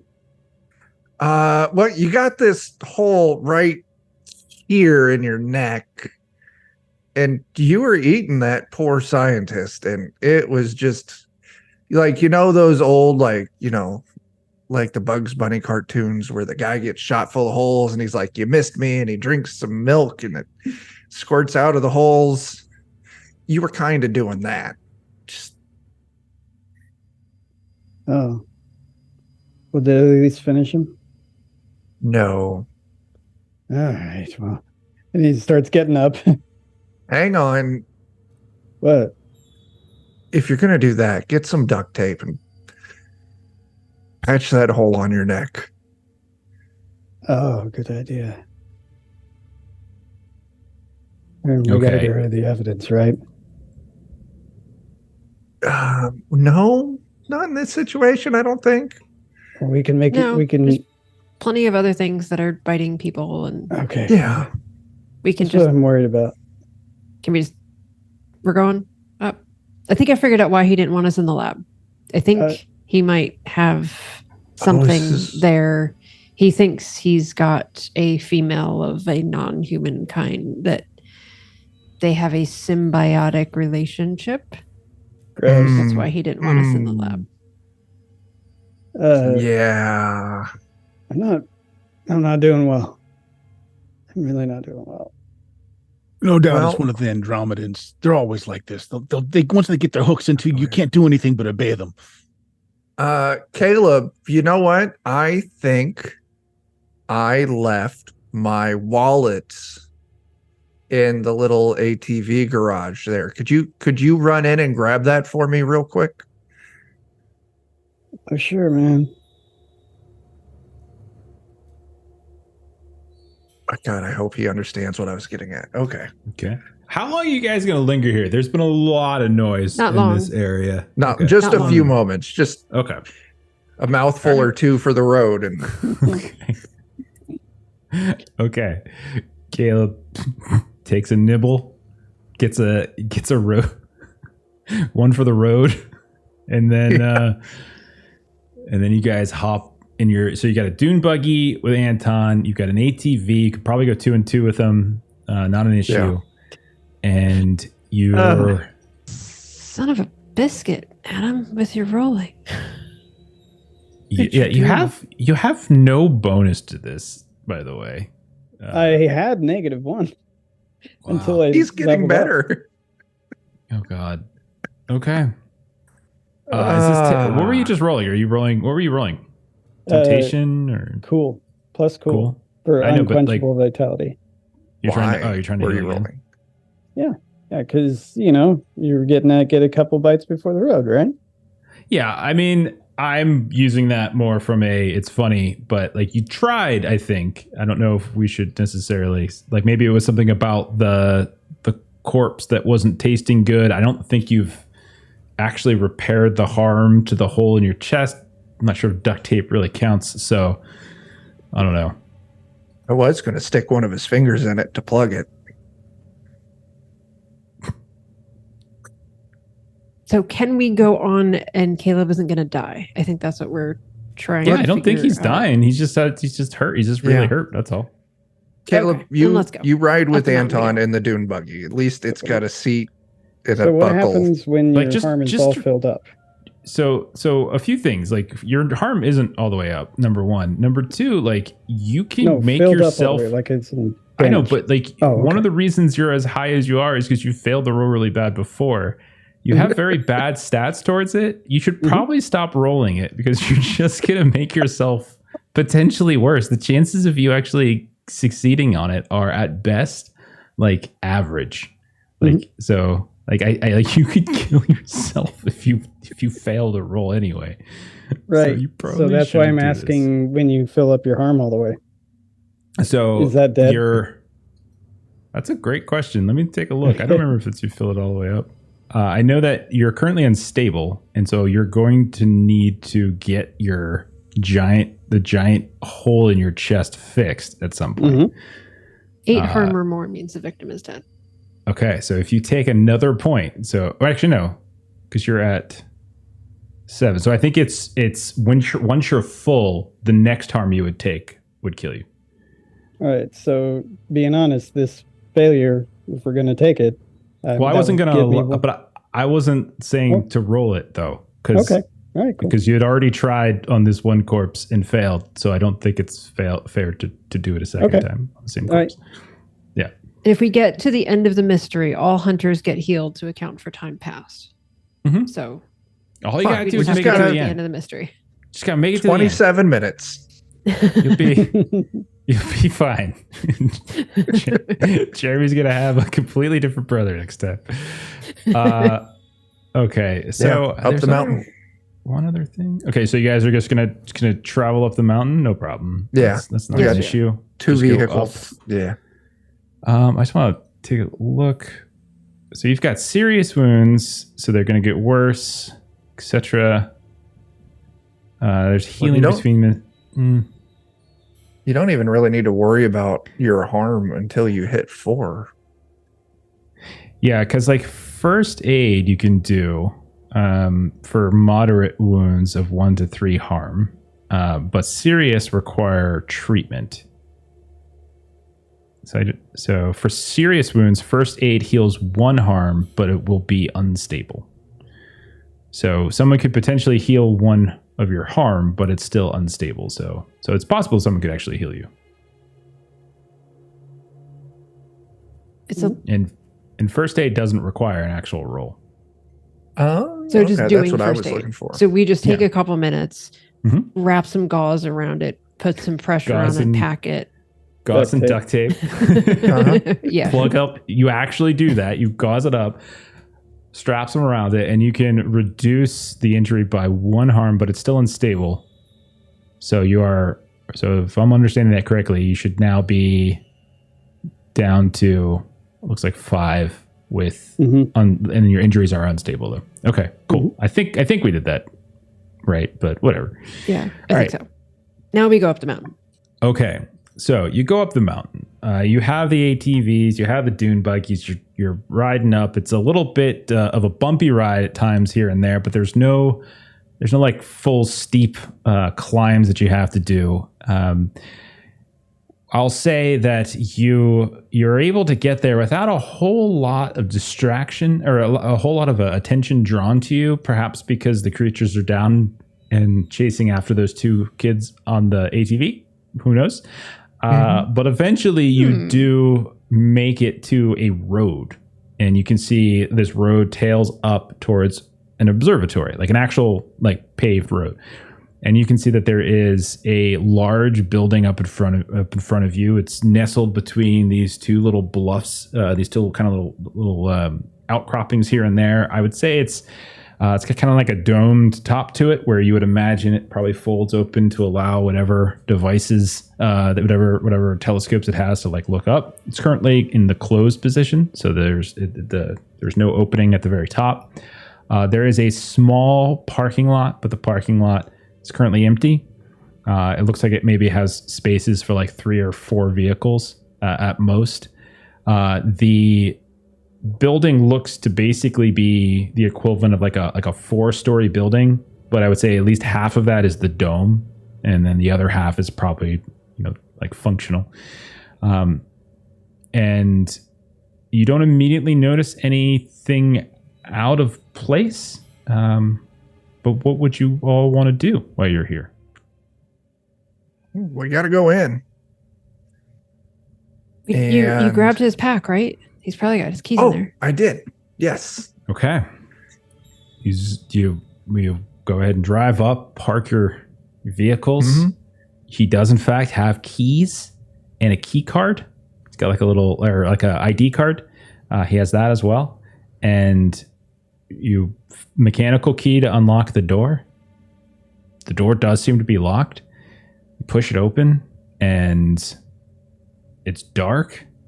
It smells kind of funny, sterile in some ways, but like there's like a weird odor that's like wafting in, like something's on the HVAC or whatever. Like their AC is not working. Doesn't appear to have, like, everything's dark in here. There's nothing on, no lights, no flickering here and there. It's just some sort of foyer, but then you see it veers off offices one way, and then it looks like there's a hall that goes directly to like the sort of the telescope room and everything. What do you guys want to do? Well, if I were to have a secret mad scientist alien love nest, where would I do that? Penthouses are usually The up. Basement.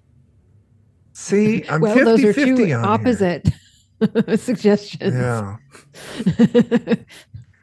Well, why don't we go and let's peek into like the observatory, the big dome area? Because I mean, like, if this thing's big, that could be the best place to store it, and that could be where they met too. It could have emotional significance. Star-crossed lovers and stuff. Phil, you go moving into the down the hallway towards the telescope room. Is everybody following along? Yeah. Okay. Anton, I'll go to the basement with you if you want. We don't have to all go to the same place. Yeah. We could split up. That always works out well. Every time we do it. Cover more ground quicker. Okay. That sounds great. Bill, Okay. thanks for taking me with you. You're so cool. I appreciate that, Caleb. I really do. Okay. You've got some scientists stuck between your teeth, though. Oh, sorry. Here? Right there. Okay. Yeah, you got it, buddy. Oh. So Phil, Caleb, you walk down the hall. You get to this big, heavy double doors. The key works again, no problem. Push it open, and again a dark room, but it's huge. You can see there's a secondary like metal lattice like balcony with like a moving ladder around it. At the center, I'm assuming you all have flashlights. And at the center, there is a massive telescope with sort of like a seating arrangement for looking directly into whatever scopes there are. Everything kind of seems to be retracted at this point. The ceiling, this dome ceiling is kind of curved shut. There are a handful of these smaller windows that are kind of on the balcony level that wrap around the whole dome that give a little bit of light kind of coming down from the stars and such outside. It looks to be in relatively professional looking condition as far as you could tell. Neat and tidy just from first glance. Yeah. So yeah, looking around, nothing stands out. Just looks like a regular. Well, if you want to look at something further, if there's something you're looking, you just let me know what you're doing, and maybe we investigate a mystery. Yeah. So, I'm just going off my preconceived thoughts on this. But, usually when someone captures an alien and, keeps it as, their special, I forget what the scientist said. It's big. It's a big creature. And I don't see any big creatures in here. That's correct. You do not. And the smell's not as intense here. Oh no, the whole place It's just got that permeated. weird smell. Yeah. Okay. Caleb, I bet it's downstairs. Oh.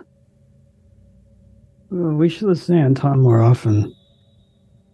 If Yeah, you guys I are think saying you're that, you hear slam as the two doors where you came into the observatory slam shut. I'm gonna go over to Anton and Donna. You climb, you find stairs going down, no issues, no problem.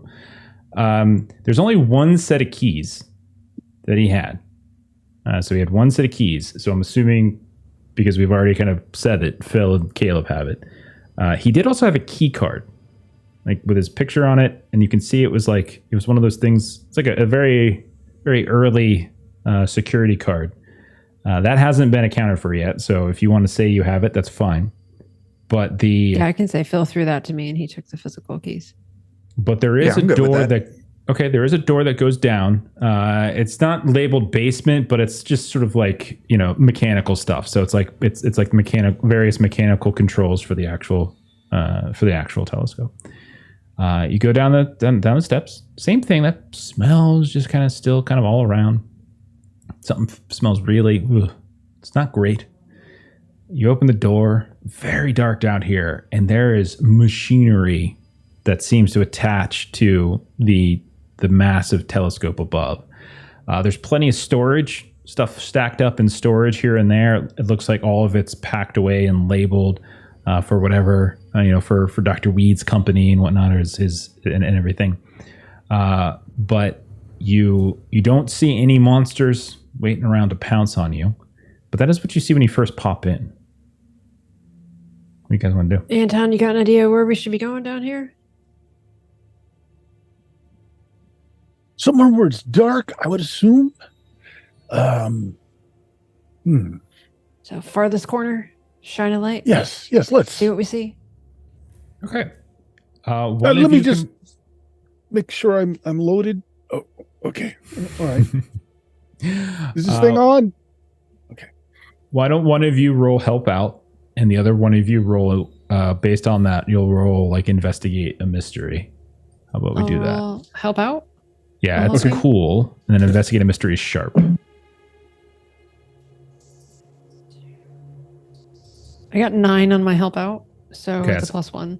So that's a +1. Success. Yeah, it's a +1, but it does So expose that's a you to trouble 9, or 10. danger. That's a 10. Okay.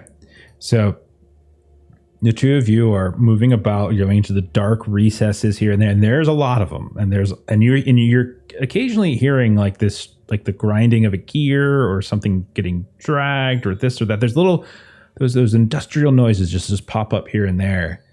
And then Anton, you see, as you shine the light there in this like recessed corner, there appears to be a metal door, and next to it there is some kind of small little scan panel, like where you would put a kind of a key card to, press a key card to. You think it's a private elevator. You think it's a special little individual elevator. It's what it looks like, the door anyway, because there's no handle on the door or anything like that.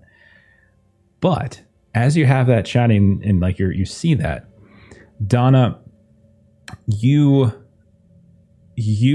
guys are like weaving in between this like heavy machinery here and there, and Donna, your hand's still kind of bugging you and bleeding you, and bleeding a bit here and there, and maybe you have a bandage wrapped around it, and part of that bandage comes frayed and gets caught up in this small little grind, and you feel your arm suddenly gets wrenched behind you. You can feel your shoulder just gonna go popped out a little bit as your arm nearly gets ripped off. Fortunately, the bandage rips, but I am gonna say let's take a -1 on your next. We'll kind of do a what's it called? Forward -1 on your next roll, as your arm is now like you just got yanked into that into the gears. And Anton, you just hear this like yelp that just sort of comes from the side of you as her shoulder gets dislocated. Ow! Oh, damn! I need you to pop that back in. That hurt. Oh, hold on. So with that investigating mystery, so I got a 10. So that was 2 things I could ask. Yeah. So you get a whole 2. Are we going to do it that way? Can spend. Yeah, absolutely. Yeah, go ahead. So what's being concealed here? Okay. And go ahead. I was going to say, elevator this is concealed? Well, that's not being concealed. You see it as a private elevator, but what you would be able to conclude, Anton, based upon just seeing the building, is that there's no way that this little corner is that you didn't see anything above that this elevator goes to. This elevator goes down, goes into, it's concealing a lower, hidden, unknown level beneath the observatory. Okay. So that's 1. You get a second. Yeah. None of them really fit, though. I want to know. Just ask. If you have a question, just ask a question. It doesn't have to be the list. Okay.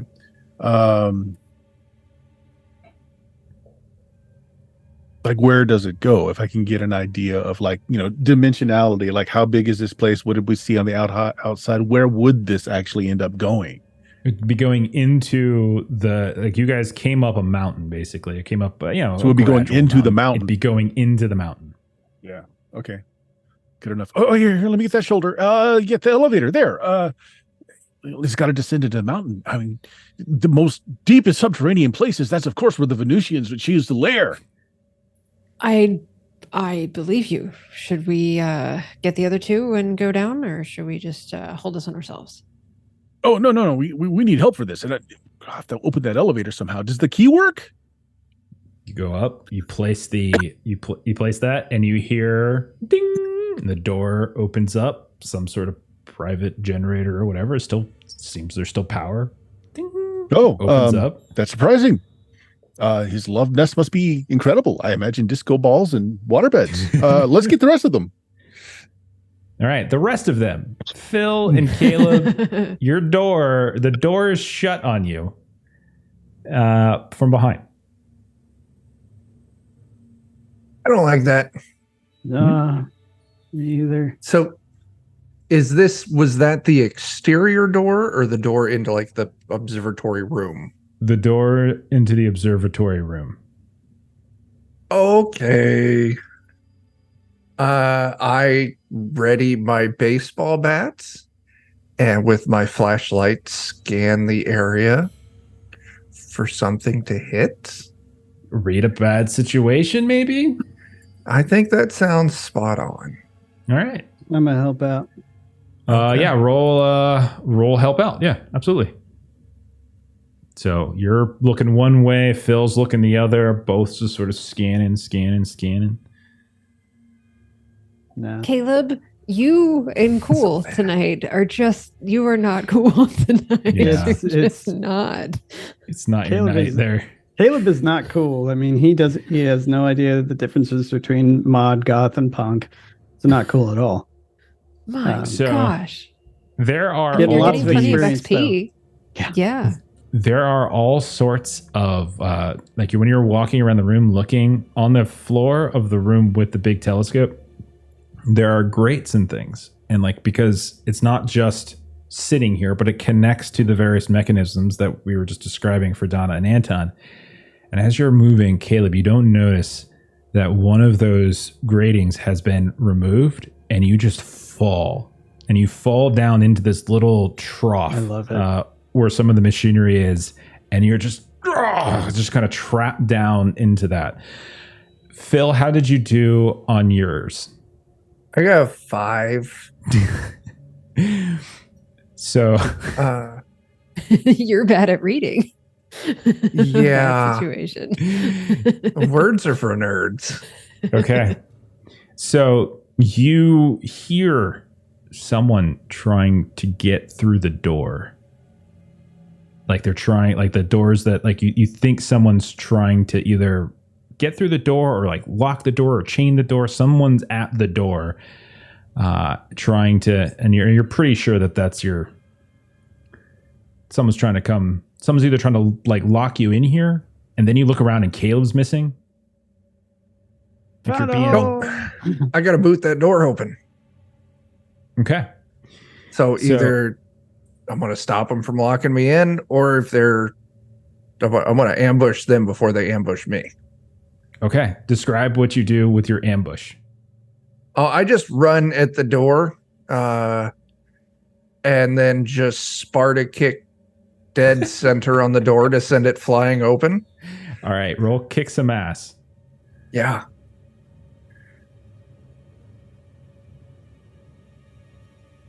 Nine. Okay. Partial success. You throw yourself into the door, Sparta kick into it, and you hear as your sister Donna on the other side was just trying to open it up, and you just smash the doors right into her face. Donna, you're going to take one harm, but it'll be temporary, ongoing. Like you just your nose is now kind of busted. Your eyes are a little watery. And then Phil, it really hurt when you did this. So your ankle's a little busted. So -1 to any -1 ongoing for your kind of busted ankle as you just Sparta kick into your own sister who is just coming to get you. Okay. Oh, I thought you were something scary. You kick doors like that. Just I thought I'm you sorry. yell first. Like you just But you don't yell when you're ambushing someone. Oh, that's a good point. But this really freaking hurts and I just dislocated my shoulder and now you Why would you kick do the that? door into my gosh. Oh, Caleb's missing too. Oh, Anton found an elevator. Elevator goes down. Did Caleb fall? I don't know. He was there and then he wasn't. Oh, Caleb. there it is. And Caleb is trapped. He's stuck down in this trough. You can see he's like maybe 5-6 feet down. Anton, I'm assuming, were you following Donna up? Oh yeah, Or were you yeah. Okay. So you come up, you see Donna's bleeding from her nose. Phil is laboring on his ankle. You guys start trundling back into this observatory room. Caleb is trapped down in the trough. And that's when something moves up on the balcony area. And there's like this eclipse that basically happens as you had that starlight coming in through the windows. And you guys hear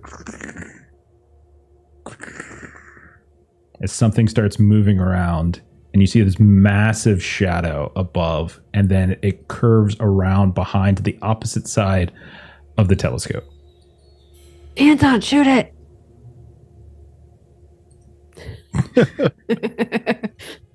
Wondering to myself the whole time, it's like, you've seen me shoot, you're still asking. This is on you. My gun jammed. I can't shoot it. Oh, that's right. My hand hurts. My hand hurts from the I'll gun. take the My shot. shoulder I'll take the got shot. dislocated. If you would And like my brother to kicked take me the in shot, face. yes, go right Just a ahead. bad day. Okay. I will spend one of the user +1s if we've got it. Got it. Okay. Yeah. Go Is for there it. a way to add it before I roll the die or no? Maybe right Not that I've clicking. seen. I'm not It sure. doesn't. Doesn't. No. You could Uh, change your Okay, plus. so it's just a +1. So it's a 10. Nice. Okay. So you get to choose an effect. So you choose one extra effect. You either gain the advantage and take +1 forward, or you can give +1 forward to another hunter, You can inflict terrible harm, which means you would get +1 harm to whatever it is that you're doing already. In this case, you're not. I don't think you're gonna like you suffer less harm, which is -1 harm, but you wouldn't get any harm in this case, so it doesn't make sense. Or you force them where you want them. Okay. Is there anything nearby that they could possibly fall into or tip over on? They can fall off the balcony. Like they could certainly do that. So I'm going to Yeah, I have can them stab 'em. teeter right on the edge, and I'm going to take that as the bonus.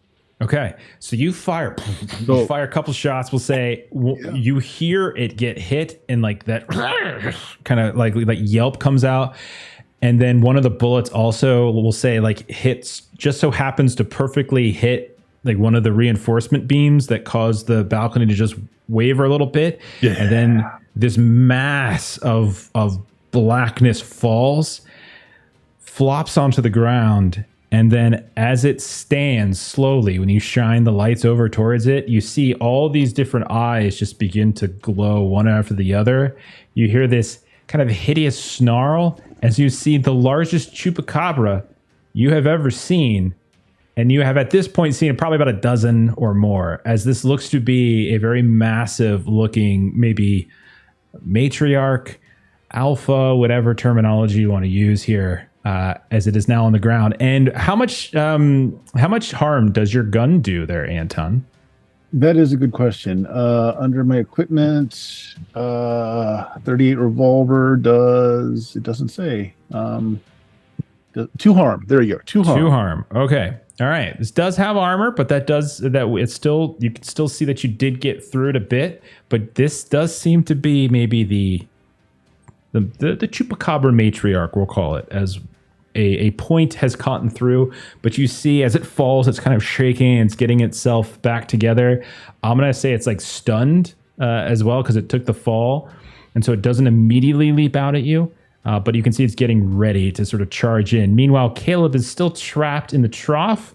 Anton, you've shot. Phil, Donna, your hand hurts. What are you guys doing? Like Mama Cabra from chat. Yeah, Mama Cabra's good. I like that. That's good. It's Mama Cabra. Donna, being she's gonna do this, stupid or not, because she remembered where to hit the other one. So she's gonna try to, with her 1 harm knife, go try to stab this one in the same place. You're gonna try to slide underneath. It's very big, and so you could potentially try to slide underneath it. Now, there's a significant amount of dangers to this action. However, I am going to say take a +1 to this, because Anton did kind of stun it as it fell, so it is kind of sort of shaking its head. It didn't expect to fall. As you try to slide underneath and stab her in the weak spot. Okay. Go for it.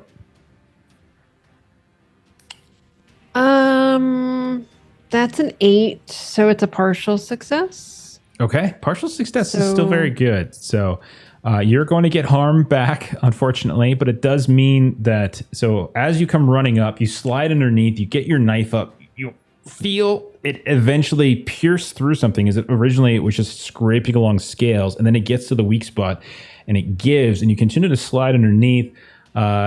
Because this, not only does it bypass its armor, but you're getting double damage from attacking it in its weak spot. So all that damage goes through. And Nice. Again, some blood and some fluid kind of fall down on you. But at the same time, as you keep sliding, you don't stay underneath there. It'll leap. And then with this big maw will just bite down at you. Yeah, we'll say that you're going to take... I'm trying to look at its stats again, because I do actually have stats for it. This Other thing is people huge. should remember to take audience extras. I forgot to take audience extras, but don't be silly like me and remember to take your audience extras when it's your turn. I totally should have. I'm going to say take 1 point of harm from its bite, but it's also going to, because it's actually a 3 harm situation, but I'm going to say take 1 point of actual physical harm, but it's pinning you down at the same time. So you can't slide away and roll away. So you are literally pinned prone right now. So we'll say that's what the situation is. So I'm up to 5 harm, by the way, for everyone to know. I look Cool. worse for wear at this and point. you are pinned by Mama Cabra. Phil, Caleb, what do you guys want to do? You Oh, haven't done anything yet. Yeah. Caleb's still trapped. I'm going to Oh. untrap. I'm going to help Caleb untrap himself. Okay. No roll necessary. This really just takes time, is what it is. So you hop down. Okay. Caleb's kind of tangled up a bit down there, and it's kind of this tight wedge, and you're able to pull him back up. But while you're doing this, you're not attacking this creature. So Yeah. So it's getting ready to just smush down on Donna and just take this massive paw, the very thing that you saw, that weird scaly paw out in the dust, and it just looks like it's just gonna push down on her and just crush. So that's what was about to happen. Anton or Donna, you see this happening. Do either of you want to do something? I'm pinned at the moment, I think, right? You are pinned underneath it, though. Like it has one of its claw paws on top of you. is there anything? So there was power, right? There's backup There power, was right? power. Yeah, there's power. Power Yeah. flowed through here just fine. Everything just seems to be shut off. That's all. Okay, is there anything nearby, like wires, like power conduits, anything like that at all? There's all sorts of these different terminals and things around here. These small little TVs for displaying various things. Like there's a couple of computer desks on one of the ridges there. Yeah. Okay, Anton's going to try and shock the crap out of it by finding some power conduits that he can turn the power on and shove it in while I yell out, "Get her out from there!" Okay. Yes, please. Absolutely. I think this is great. I'll give you a choice. You could either say just kick some ass, or you could say act under pressure. Like either one of those is fine. Like whatever you prefer, Anton, for this role. You cool or are you tough? I am cool. Act under pressure. Okay. Yeah. So the panic. I kind of don't want her to get shocked to death, though. So can I hold for someone to try and pull her out or something, or do I have to act right now? I would say because Phil hopped down to help Caleb, which was sort of responding to one of the trouble that Caleb got put in. You kind of have to, like, they are not going to be able to do that. All right. I would say that's before. fine. Yeah. Any audience That's fine. points left? Do we have another point? Yeah. Oh, yeah. Yeah, for sure. Okay. I'll spend it. Okay. Okay. That's a 7. 8. That's an 8. Okay. So you're going to get, okay. Here's what I'm going to say. Because the keeper is going to give you a worse outcome, hard choice, or price to pay. Here's the price to pay to Anton. You're going to sort of shock yourself at the same time as you reach out and grab these things and you go to stab them in. Like your hand slips and the edge of, and so we'll say like your hands just go, like they burn, become numb. And so for the rest of this fight, you have -1 ongoing because if for anything that requires like dexterity or movement of hands. It's worse than the diabetes. This does, however, Donna, give you an opportunity, as you could definitely see this thing has sort of use shocked the out. vibrating to kind of slide out of it. Do you want to slide out of it? No, or do you I'm want to gonna be stab heroic? Again. You know, just I'm stab gonna it. be when heroic you and need stab to. again. I am heroic. All right. I will say +1. We'll say I'll give you a +1 ongoing because it is being shocked now at this point. You can see it's actively harming it. It's not killing it, but it's certainly annoying the hell out of it. I don't have anything to take a picture, but that is a double 6. So that ends up being a 14, but it's really just a 12 plus. Okay. So you can pick an enhanced effect. You can give all hunters in the fight +1 forward. You can suffer no harm at all. You weren't going to suffer any in this case anyway. Your attack can inflict double harm, double the normal harm, or you can drive the enemy away in a rout. Now, I would say the last one, you probably don't want to do that. No, that I don't means want to it's do going to that. get out of here alive. No. Okay. So I feel like double harm Okay. is probably better because all 4 of us aren't here to fight this thing. All right. So you're doing.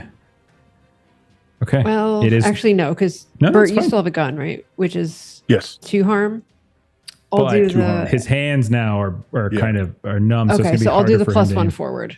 I'll do All the right. +1 forward to help with that. Okay. Sounds good. You stab away. Did you say it was a 2? Was it 1 It's damage a 1 knife? knife. It's a knife. Okay. It's just a 1 Got it. knife. You stab up, no problem. And you're again just kind of stabbing away at this underbelly. And again, these weird like organs and this discolored blood starts to seep out.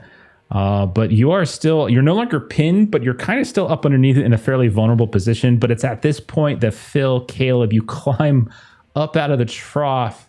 You see Anton, his hands kind of starting to smoke from where he's holding these electrical cords against the creature. You see Donna is like underneath it, just hacking up at it, like she's working like a plumber working on a sink. Phil and Caleb, what do you do as you pop up here? What do you want to do? I'm gonna get her. You do that. I am going to use my bat, since it's wooden, to try and unelectrocute Anton. Okay. Try I don't think you need to roll anything for that. I think you can just kind of push him. Like that's easy enough. Okay. Yeah. Yeah. That's what I'll do. Okay. So you just run up, you just kind of shoulder into him. He stumbles, and so he finally lets go of the electrical cords. Caleb, what are you doing? I'm gonna go for the neck. Okay. Walk me through what it looks like, and then we'll make the roll. So Caleb looks like he trips at first, but then he starts moving on all fours towards the chupacabra, and then kind of gets right up on it and crawls up and just stabilizes the neck enough to lean in and bite in on it. Okay. Yeah. That sounds like kick some ass. Go for it, man. All right. So you get a plus one forward for the plus one forward from Donna. Is dice cumulative? Is audience dice cumulative, or are we gonna just cap it? Yeah, you were capping audience contributions per roll at 1. Yeah. Otherwise, it just gets unstable at a certain point. All right. So we'll do plus 1 forward. So that would be an 11. 11. Louder. Okay, Awesome. so you get to take an advantage. 1 extra effect. So plus 1 forward, give plus 1 forward to another hunter. You can inflict terrible harm, which is plus 1 harm, where you can force them where you want them. What do you want to do, Caleb? I'm going to force them where I want them. I'm going to put them on their back and not pinning Donna anymore. And Okay, so I'm on top of them.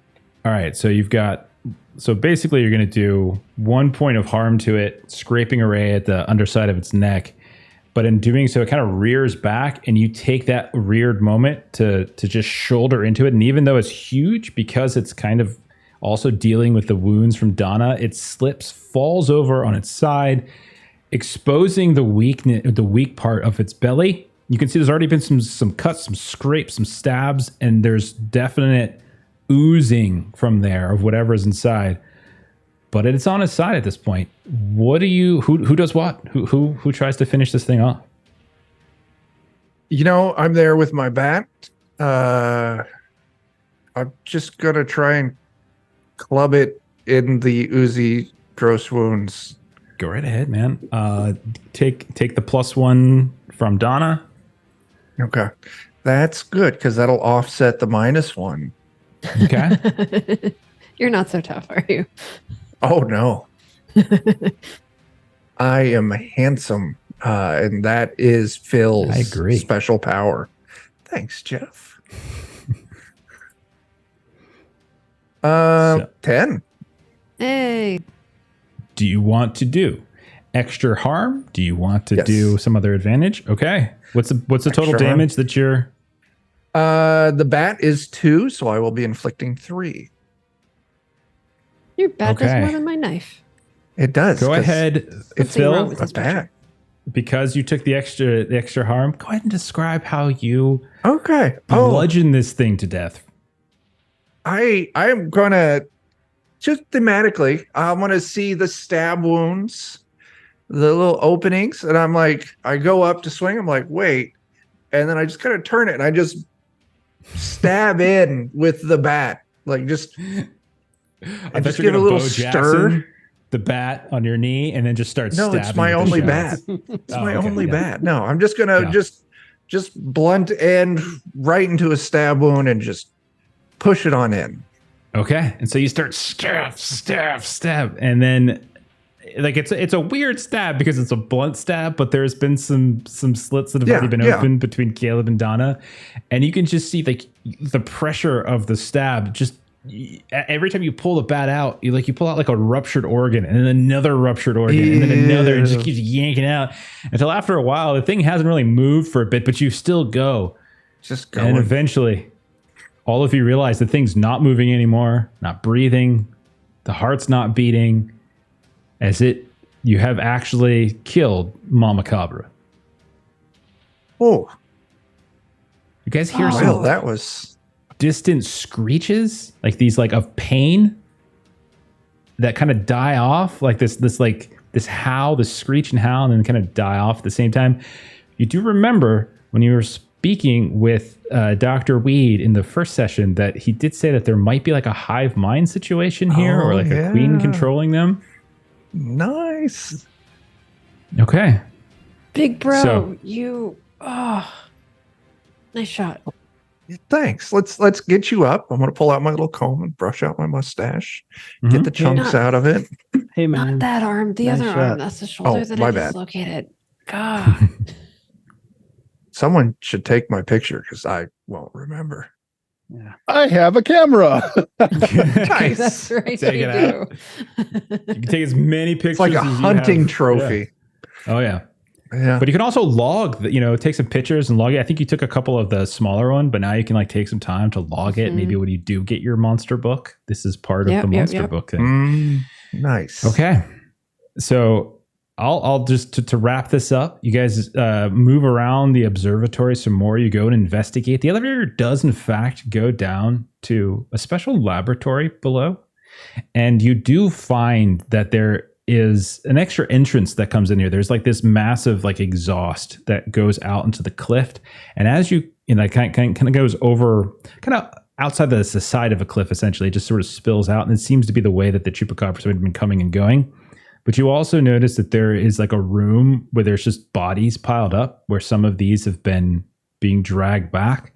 And you realize that there's these little tiny, well, not tiny, they're actually quite large, chupacabra eggs that seem to be kind of pulsing here and there as if they're getting ready to feed some of their young. Presumably, do you bop them all on the head and clean them out? And Caleb starts eating a few here and there. Have but at it, yes, Caleb. you're able to kind of clean out this sort of this little area where apparently like the mama cabra has been bringing food back to get ready to have more of her brood and have it more expand. And we'll say that you guys clean on, torch whatever you want to torch, take whatever files you want to take, go back outside as the sun's starting to come up, get into your dune buggy, your ATV, drive back down. You see along the way, there's a handful of these like mounds on the ground where it looks like some of her brood have like already kind of keeled over, like from like the shock of her death kind of cycling through the system has kicked them over onto the side. You find your van.